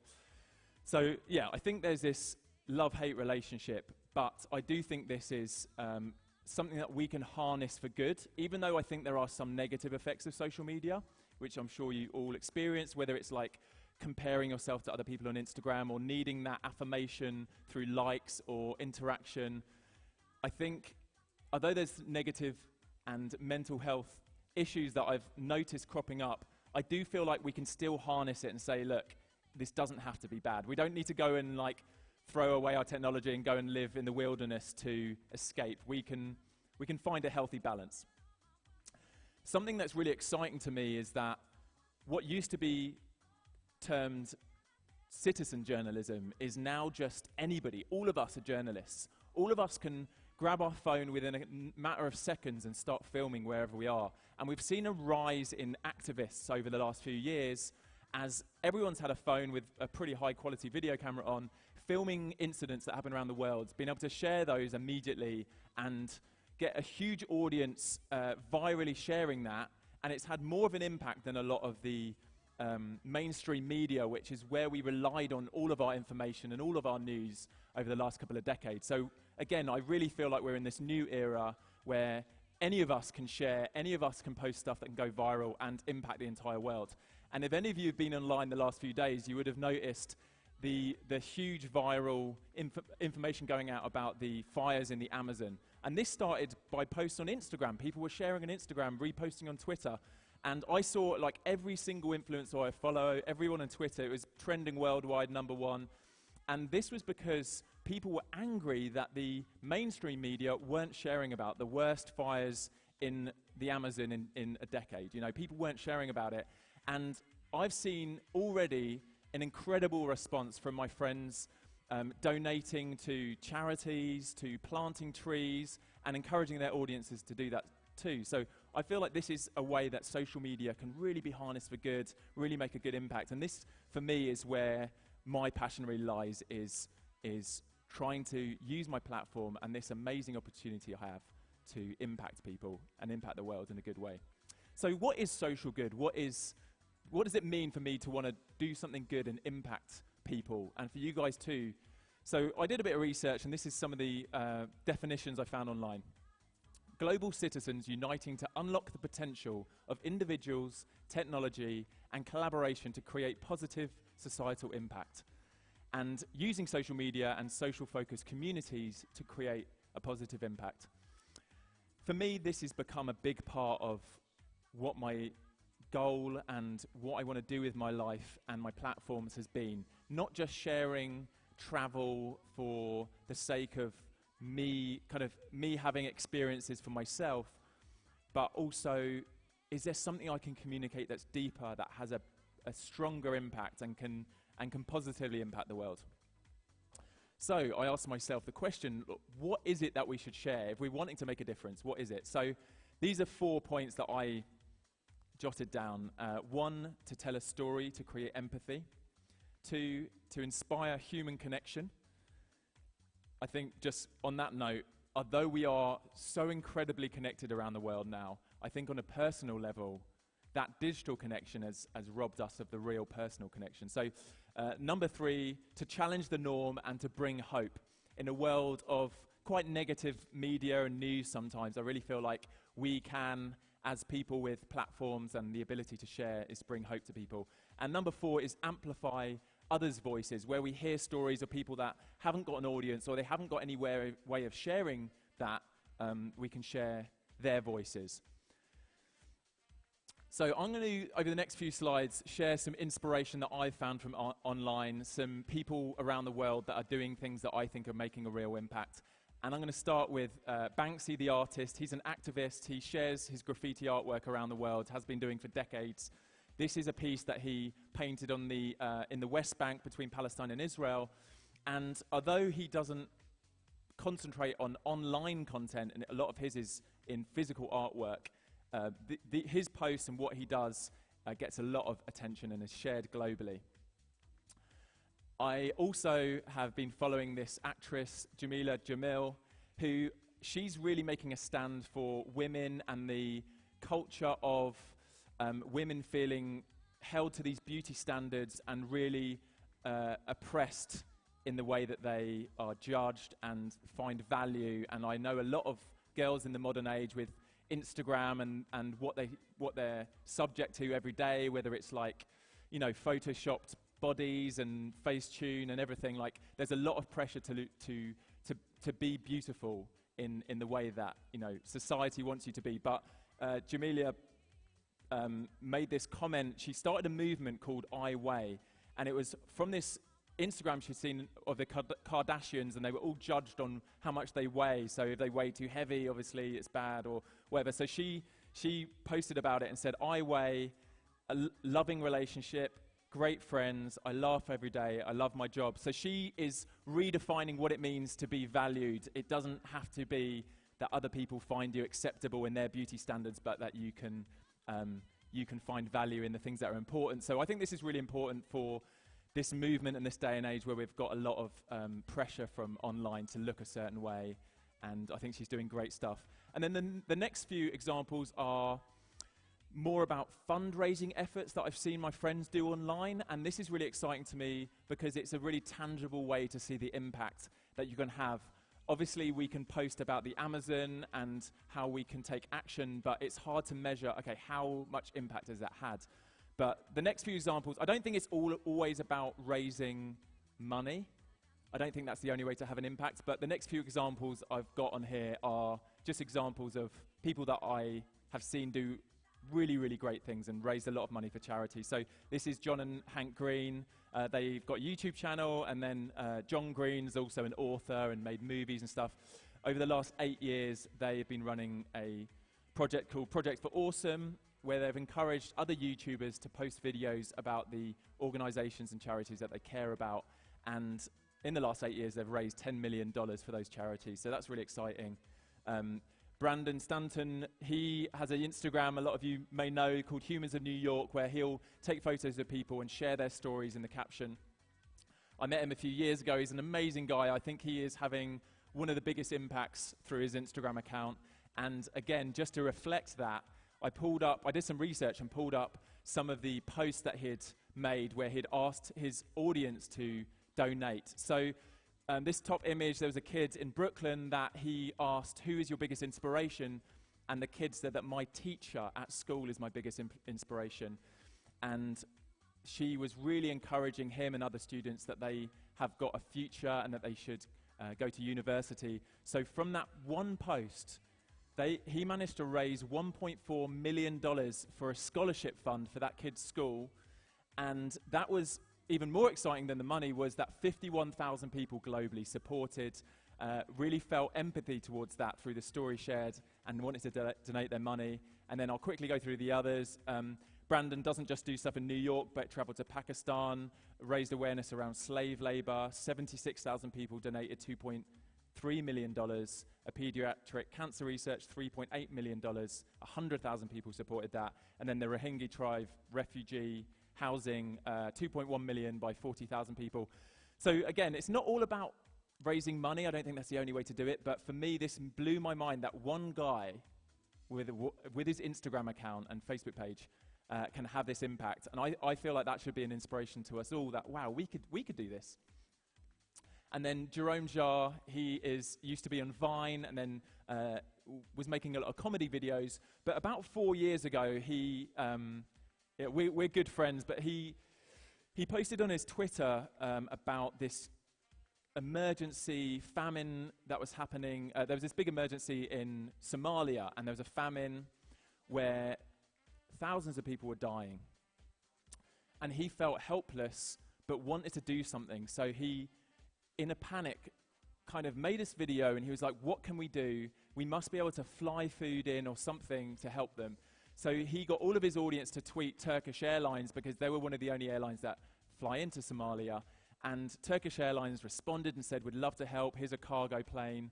And they raised, over the next couple of weeks, with him and some other influencers, $6.5 million for emergency food, which a lot of which they bought in Somalia, and then they flew in some special food for babies and stuff. And then that, for me, was just so powerful, what he was doing. Going back, some of you may remember Coney 2012 was another really powerful example of how you can use the online social media world. At the time, this was the biggest viral YouTube video. And it ended up being a bit controversial, but I was amazed to find out that they raised $30 million through this video. And although they didn't capture Joseph Kony, I don't know if a lot of you know the story, but he basically was running this child soldier army called the LRA in Central Africa. And it was horrific, and they were killing and torturing a lot of people. It was a very, very nasty thing, but the aim was that we needed to find Joseph Kony and arrest him. That never happened, but I did speak to one of the founders of Invisible Children that ran this campaign, and he said the media didn't report on this, but actually it was a wildly successful campaign. They rescued a lot of the child soldiers and essentially shut down the LRA. So again, this was really powerful to me. One video, it's like a half-an-hour video on YouTube, and it transformed so many people's lives, thousands of people's lives in Central Africa. And then, again, a huge campaign that was run, again, this must have been 5 years ago, was the Ice Bucket Challenge. This went viral, and 17 million people participated. So this was way beyond just influencers. This was people from all around the world, actors, businessmen, everything. Everyone did this, and they raised $140 million for ALS foundations and research into helping. So again, I'm sorry this has been a long section, but I've just been really excited, and these are things that have inspired me.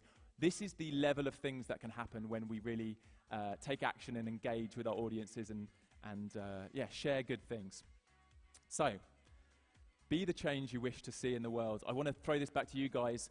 The person who started the Ice Bucket Challenge was not famous, didn't have a lot of followers, but they sparked a movement that went global and raised more money than any of the other things I told you about, $140 million. So any of us has that capability. Don't worry if you feel like, oh, I don't have many followers, I can't make an impact. You really can. We are living in a day and age when any of us can do pretty much anything online. So something that personally impacted my journey was, and this was the most powerful video that I'd ever watched, was there's a Netflix documentary called Cowspiracy, and I watched this 4 years ago. Now, up until this point, I'd been an avid meat eater. I'd, you know, again in Kazakhstan, lots of meat and dairy, but I was every single meal, breakfast, lunch, dinner, as much meat as I could. But I never knew the impact, the negative impact that can have on our planet. So I watched this documentary and it really challenged me. And I'm not pressuring you guys to do this, but for me, at the time in my life I was in, I felt I can make the decision from watching this that I'm going to change, I'm going to make a different decision in my life. I'm now going to stop eating meat because I really believe this is a good thing I can do for the world. So genuinely, this was the most powerful piece of content I'd ever watched, and it really made me realize whether it's promoting this message or another message, wow, like video can have such an impact, like such a deep impact that the day after watching this, for the last 4 years, I never ate meat again. Like, that's a huge change in my life. And talking about my life, I'm going to rewind now back to the early days, back when I was a little kid, and talk a bit.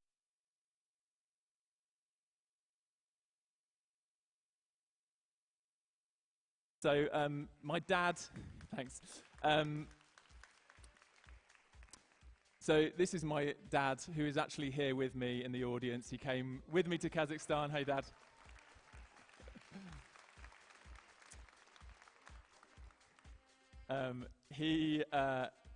I've grown up in a very creative household. I felt very supported and very encouraged to kind of follow my creativity, and from an early age really loved photography, got into cameras, and my dad was really into photography, so much so actually, he's going to hate me saying this, but when they got married, my mum and dad, that instead of a wedding ring, he asked my mum to give him a camera instead, which I think's hilarious. Anyway, so going up through my childhood, this was a photo taken in Malaysia, in the jungle of Malaysia, when I was probably 12 or 13.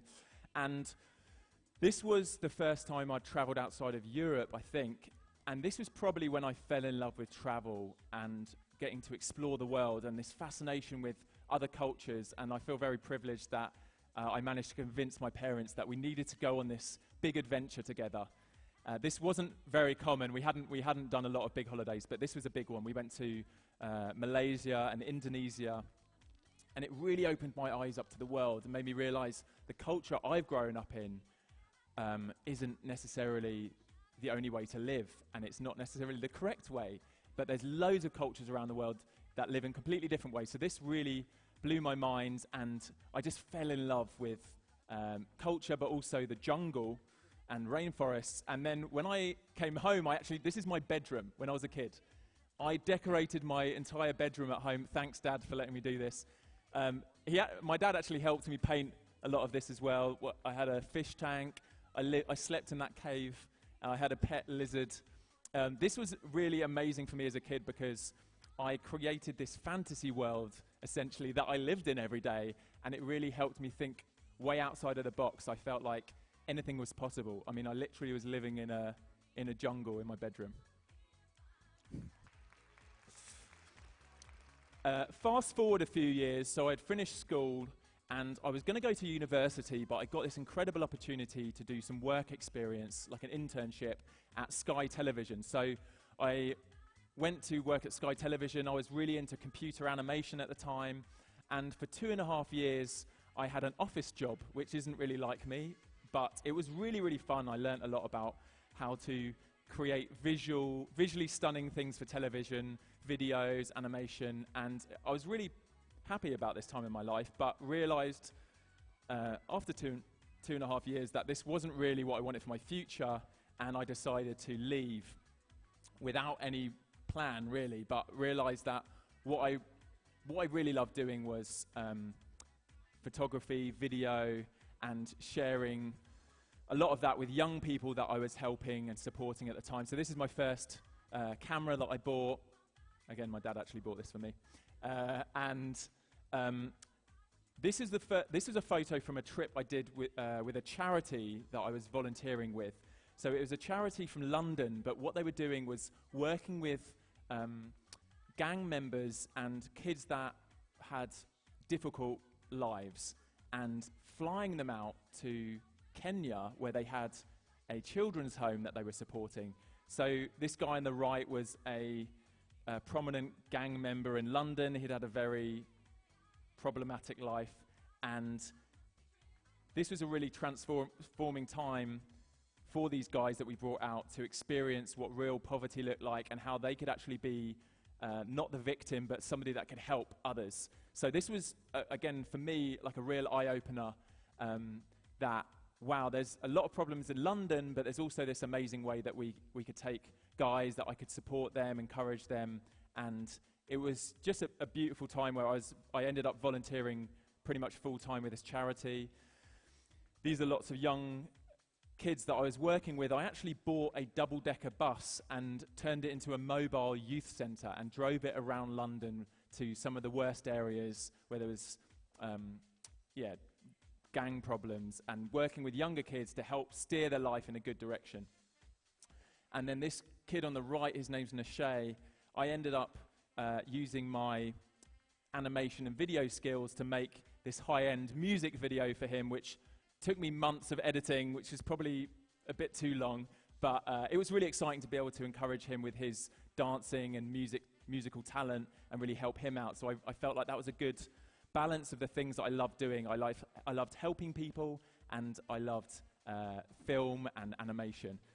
So at this point, I was really mentoring young people on a one-to-one basis. So it was like almost like a micro. 3 minutes. Oh, I'm gonna have to fast forward, guys.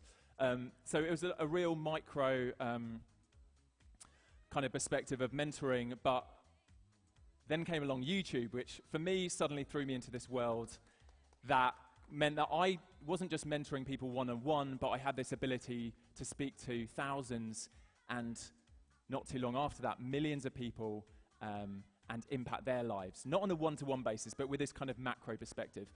So I'll quickly show you the journey that I went on. A lot of you might not know, but the very beginning, before I went vegan and stopped eating meat, the very beginning of my journey on YouTube was doing these crazy stunts where I was eating tarantulas and bugs and crazy things. Didn't really have any deep meaning, but it did show me the power of YouTube and building an audience. And soon after that, I decided that that wasn't really for me, but I'd met a lot of friends. This is Jack and Finn Harries, who had a channel, Jack's Gap, and the year after that, we went on an adventure across India together, and it was using my platform and their platforms together collaboratively to raise $177,000 for Teenage Cancer Trust. But we also made this amazing video series, which got millions of views, maybe 10 million views on their channel at the time.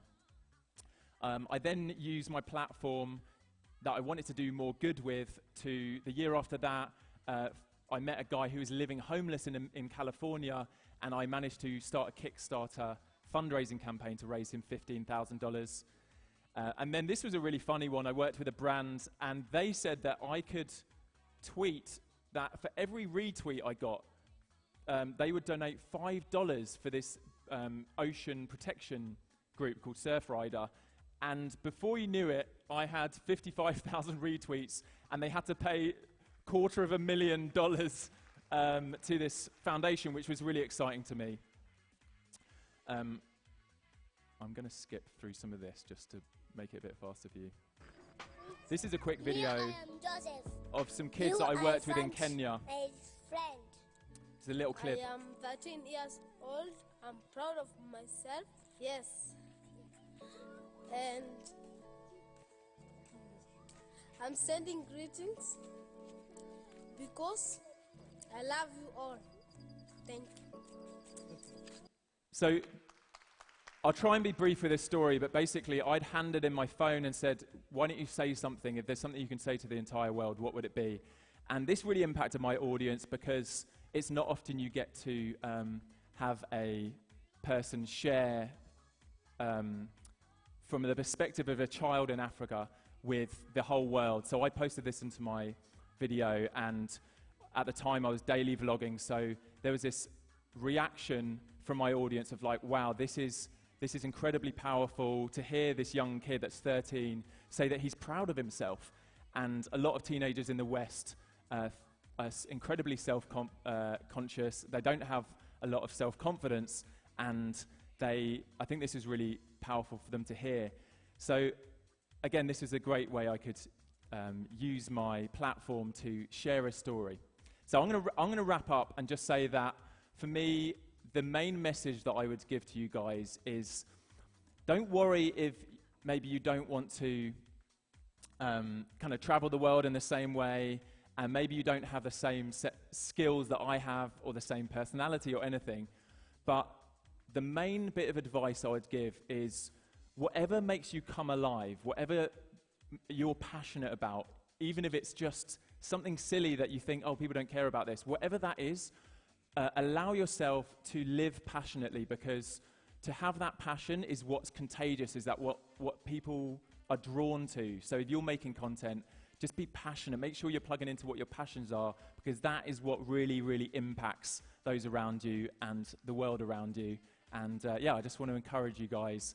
And I think we're going to do a Q&A now. I didn't get to finish some of the other stuff I was going to share, but yeah, it's been a real privilege to be able to share with you tonight. And yeah, if any of you have questions about my journey or anything, let's do it. Fire away. Thank you very much, Luis. There's going to be an interpreter, and he's going to be standing right by your side. Друзья, у нас будет работать еще переводчик, и он будет переводить вопросы для Луиса, но ответы будут так же, как и раньше у вас в наушниках. Пожалуйста, вопросы. Hello, my name is Aidar, and I would like to ask you, at what age you started to traveling and this blogging? So I started traveling regularly when I was about 21 with my friends, but I did it very cheap.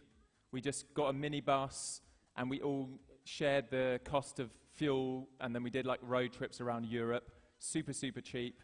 I actually didn't start vlogging until I was about 28. So through my 20s, I was filming, but YouTube wasn't really a thing I knew about. So yeah, I got into YouTube pretty late in life, like 28.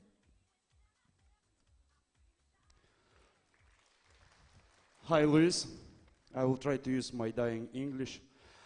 Welcome to Kazakhstan. Thanks to your dad. You have a very great son. He's inspiring. I hope you have tasted our bishparmak. Which one's that? Is that the bishparmak? Is that the horse milk? A lot of meat. Oh no, I haven't. My dad has. He's tasting your cuisine. Did you like it? Okay. Luis, you showed us a really interesting life of traveling, really amazing. Can you tell us about maybe some dangerous situations while traveling? Maybe a lion tried to eat you or something like this. Okay, the question, what is the most dangerous situation? So I shared about my friend who was doing the fundraising for Somalia.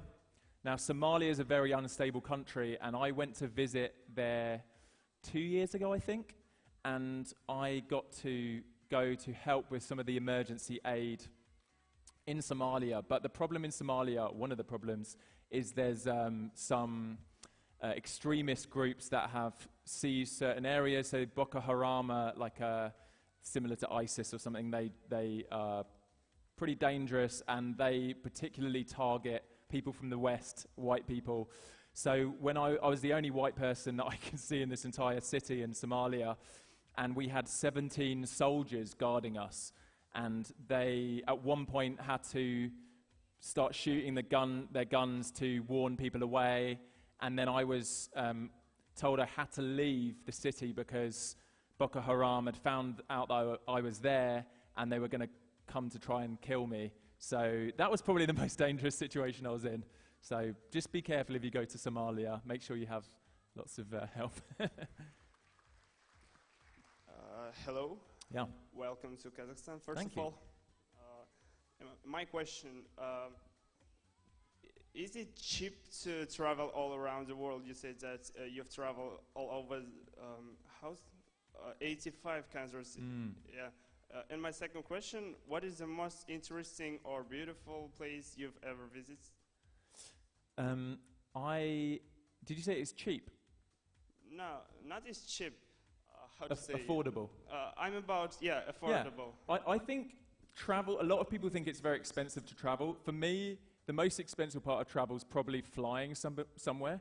So if you can do a road trip to a neighboring country, that's often a cheap way to travel. If you're with friends, you can share the costs. For me, that's what I did for my early 20s.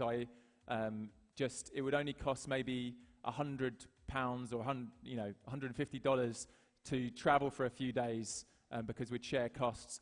Flying, if you book far ahead, you can get really cheap flights. I don't know about from Kazakhstan, but I think it's not always as expensive as you think. You can stay in youth hostels. I know in Europe, for instance, you can get like a rail pass that gives you train journeys for a month or 2 or 6 months at a very cheap cost. So there's definitely ways to do budget travel, and that is definitely how I traveled a lot in my 20s, and I'd massively advise. It's probably more of an adventure than traveling to more luxury locations. And then I think some of the most interesting places I've visited, other than Kazakhstan, which is really exciting for me to be here. So this is already very high up on my list of countries I've enjoyed. But I visited Pakistan last year, which was amazing. I didn't know much about Pakistan, but that was a really beautiful country. And then probably the most amazing and interesting country I got to go to was North Korea, which is very hidden away from the world, and they have no internet access, and there's a lot of problems with North Korea, but I felt like there was something very beautiful there as well, because it was just so unlike anywhere else I'd visited in the world, so yeah. Hello, Louis, and Hey. I have no exact question, but I just want to say thank you. Thank you for this presentation, for your speech, for your writing in global awareness, and even here in opening in Kazakhstan, you are talking about conspiracy, global issues, about global citizens and individuals. I think that's really important. I'm only 14 years old, but I'm so impressed and I'm so astonished with all this presentation. And thank you for being you, and thank you for being such a great person. That's all I want to say. Thanks.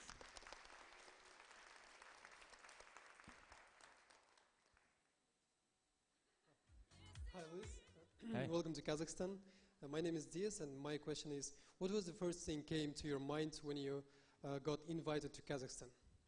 I was very excited because I don't know a lot about Kazakhstan. I have obviously seen Borat, and I know a lot of Kazakhs don't like Borat, but it did interest me about, okay, what is the country really like? But yeah, I was just very excited to learn about a country I didn't know a lot about, and I have just the experience so far has been incredible.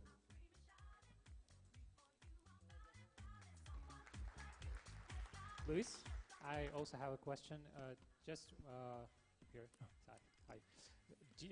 Have you been to other Stan countries like Kyrgyzstan, Uzbekistan in our region? No, only Russia, China, Pakistan, Turkey, Belarus. Okay. Nothing. So only None of the Russia-Stan stans. countries. Okay. Yeah. Okay, got it. There's another question. Yeah. Hi, Luis. Hello. Welcome to Nur-Sultan. Thank you. Tell me, please, how do you see yourself in 10 years, or where? Yes, I had I spoken a bit faster, I would have been able to get to the end of my talk that I planned, but it's cool. I was going to share a bit about my future plans and what I really want to be doing, and I think a big part of that is using my group of the friendships I've built over the last 8 years with some of the biggest Instagrammers and YouTubers in the world to help organize social impact trips where I can take people away to collaborate together and share amazing stories of hope, focus on really important issues that I think we need to address as a planet, and yeah, just activate their audience, inspire their audience. So I'm going to be doing a trip this year to Puerto Rico. I've invited a group of friends that I know with huge followings, bigger than mine. I think totaling about 59 million followers. There's a group of 10 people that in 2 months' time I'm going to be taking to share stories about the trouble that there's been in Puerto Rico, people rebuilding their life after the hurricane. And I just think I'm really excited about the future potential of collaborating and creating this community of people doing social good with their platforms and audiences. And I want to travel the world now with a new mission of sharing stories of hope, addressing humanitarian issues, environmental issues, animal welfare. And I just really believe this is what makes me come alive, and this is what I'm really passionate about. So I can imagine in 10 years' time I'll still be doing lots of projects with other influencers, and maybe some of you guys, if you're wanting to join. I'm starting an organization called the Social Good Club, and it's early days yet, but this is going to be the focus for me. Привет из Каменногорска. Есть ли у вас какая-нибудь книга, которая оказала на вас влияние? И какую бы книгу вы бы порекомендовали нам всем здесь прочесть? Do you have any book that you have read and that left an impression on you, or maybe any book that you can recommend to all the audience to read? Oh, a book. For many years, I didn't really have the time to read because I was staying up all night editing videos. But recently, it really depends. I think there was a book called The Power of Now, which helped me through a hard time where I was really struggling with being present, and I was really upset by something in my life. And then it really helped me realize that we aren't defined by our thoughts, but that we are separate from that. So it really helped me step back and kind of snapped me back into reality. And then another book I read recently was Sapiens, A Brief History of Humanity, and that was just super interesting. I really like history and learning about people and anthropology, so that was kind of it kind of gave this really broad perspective of humanity and Homo sapiens on the planet for the last 200,000 years, and all the different revolutions we've gone through and where we're heading next as a planet. So it helps you step back and realize what we're doing as a planet, and help me realize, I don't know, that we're all interconnected in a beautiful way. Ребята, книга называется «Сила момента сейчас», автор Экхарт Толле, а вторая книга «Сапиенс» Юваль Ной Харари. Hi, Louis. My question is, what about what do you think, на русском давайте. Как вы думаете о развитии казахстанских граждан? Вот по меркам всего мира. What do you think about the development level of Kazakh people as compared to the global people? The development of the city or the people? Or Что именно вы имеете в виду под развитием?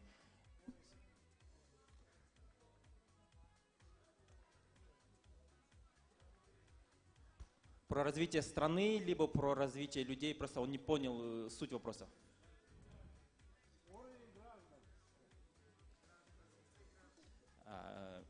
The question relates to the level of development of Kazakh people. So how do you rate Kazakh people compared to people from other countries? Yeah, I Is don't it know if the 85? word development makes sense to me, but I think if you're just sort of asking how do Kazakh people compare to other people around the world, I'd say what I've experienced so far is incredible generosity, very warm and welcoming, and I'm just really, really excited about just the population here and what Kazakhstan's going through. And like I said earlier, I really feel like this is a new time in your history. And yeah, it's just very exciting for me. So I feel very welcomed and very excited for everything that's going to be happening in your country. Hi, Louis. Oh, sorry. Hey.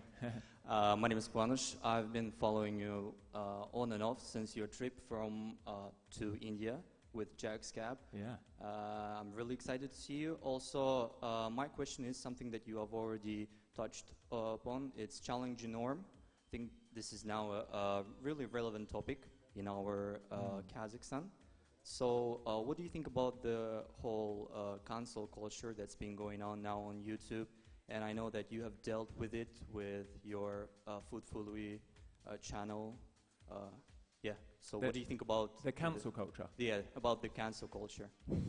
Yeah, I think it's a difficult one because for those of you that don't know about the term cancel culture, it's where somebody makes a mistake and then everybody basically wants to punish them, and they have to leave YouTube and or whatever, they have to, they want them to be punished for mistakes. I live my life with a belief that forgiveness is one of the most powerful things in the world, that people should get second chances, and I do think some people should be held accountable for mistakes they make and things they say, but I also believe that forgiveness should be exercised and we shouldn't be so quick to judge and tear people down. But it's very easy to do that and to fall into those negative ways of treating people, but I believe that we're capable of so much more, and that we should be, if someone makes a mistake, we should be encouraging them and helping them be better. So that's my approach, as I try and lift people up rather than tear them down.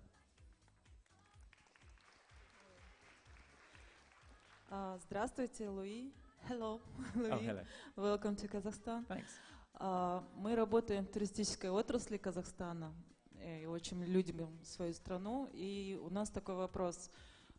Какой вид туризма, по вашему мнению, может привлечь больше путешественников в Казахстан? И что может заинтересовать больше, на ваш взгляд? В каком направлении нам стоит больше развиваться?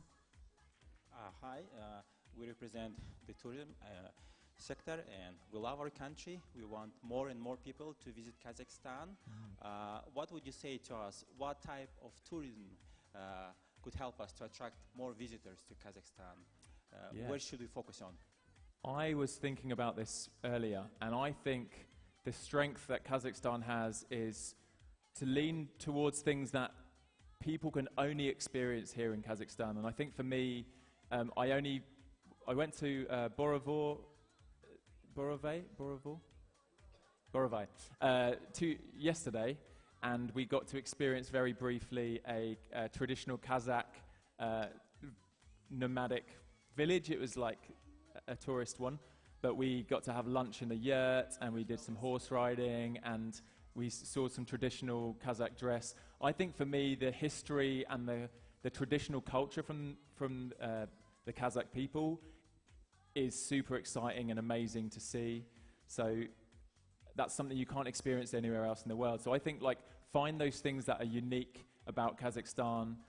Maybe even some of the recent history of the Soviet era That's very interesting to me because I didn't grow up in a Soviet country, so a lot of my questions when I first arrived was I wanted to learn about the history, about the USSR, about the relationship. So I think those are the things which would draw people to want to visit and to, I recently I worked with the Polish Tourism Board, and they sent me on a tour of Krakow, and it was a Soviet tour, so it took me through the history and showed me some Soviet buildings and some videos of things that had happened in the past and now the future of what's happening there. So I think those are all things that would really draw me to want to explore more of Kazakhstan.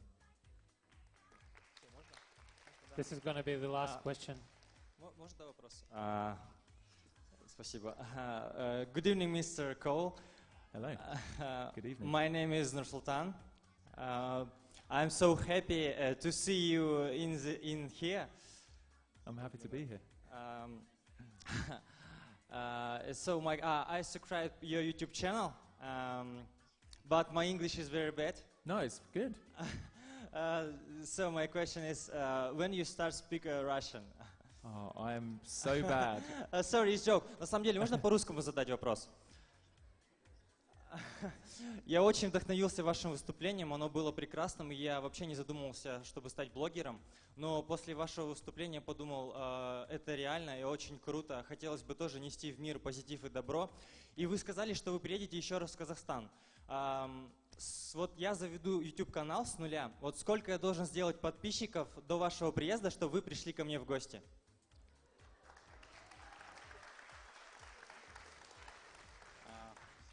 Your presentation, your speech was amazing. I was so impressed and so inspired. I never thought about becoming a vlogger, but now I do, and I plan to launch my own YouTube channel. And my question is, how many subscribers do I need to have for you to come and visit my home, be my guest? Oh, I will come and visit. You don't need any subscribers. I would love to visit if it's a real invitation. And congratulations on starting a YouTube channel. I think it's something we can all do, and I think that's what's so good about the modern age and the internet, is that we all have the ability to share and make videos and impact the world. So good luck. Louis, thank you very much for a nice session. I'm Yeah. sorry it's going to be there's going to be no more we have to questions. wrap up, guys, but I can probably be around somewhere if there's some really important questions. I'm happy to stay around somewhere outside if you want to come and hang out and chat. Yeah, I guess Louis is going to be posting on Instagram about Kazakhstan, and you are free to post any questions in comments, and you'll get an answer for sure. Yeah, and thank you so much for having me. It was a pleasure to be here, and I will definitely be coming back to Kazakhstan. Спасибо, Луис. Спасибо большое. Друзья, сегодняшний день завершен. Спасибо вам большое за то, что были с нами. Меня зовут Сергей Сек, я директор компании Lincoln Conferences. Мы делали сегодня организацию этого мероприятия, и завтра продолжим. Надеюсь, всех вас здесь увидеть. Пожалуйста, не забудьте, что у нас сегодня еще будет концерт на летней сцене Экспо. Там будут выступать Абдер и Саймо. Сейчас прямо перед главным входом стоят 9 автобусов, которые вас могут отвезти туда. Просто подходите, загружайтесь и увидимся с вами завтра. Спасибо всем еще раз.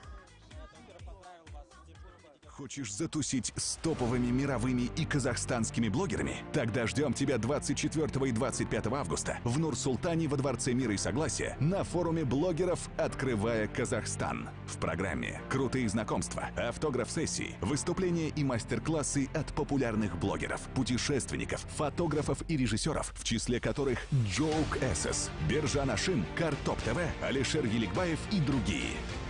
Хедлайнеры форума – британский влогер и путешественник Луис Кол, известный как Fun for Louis, и Мурат Осман, автор популярного в соцсетях флешмоба Follow Me Too. Ты узнаешь, как стать популярным блогером, путешествовать и зарабатывать, делать годный контент и привлечь качественную аудиторию. Участие бесплатное. Зарегистрируйся на сайте Forum Open Kazakhstan KZ. Проект реализуется при поддержке Министерства информации и общественного развития Республики Казахстан в рамках Года молодежи. Хочешь затусить с топовыми мировыми и казахстанскими блогерами? Тогда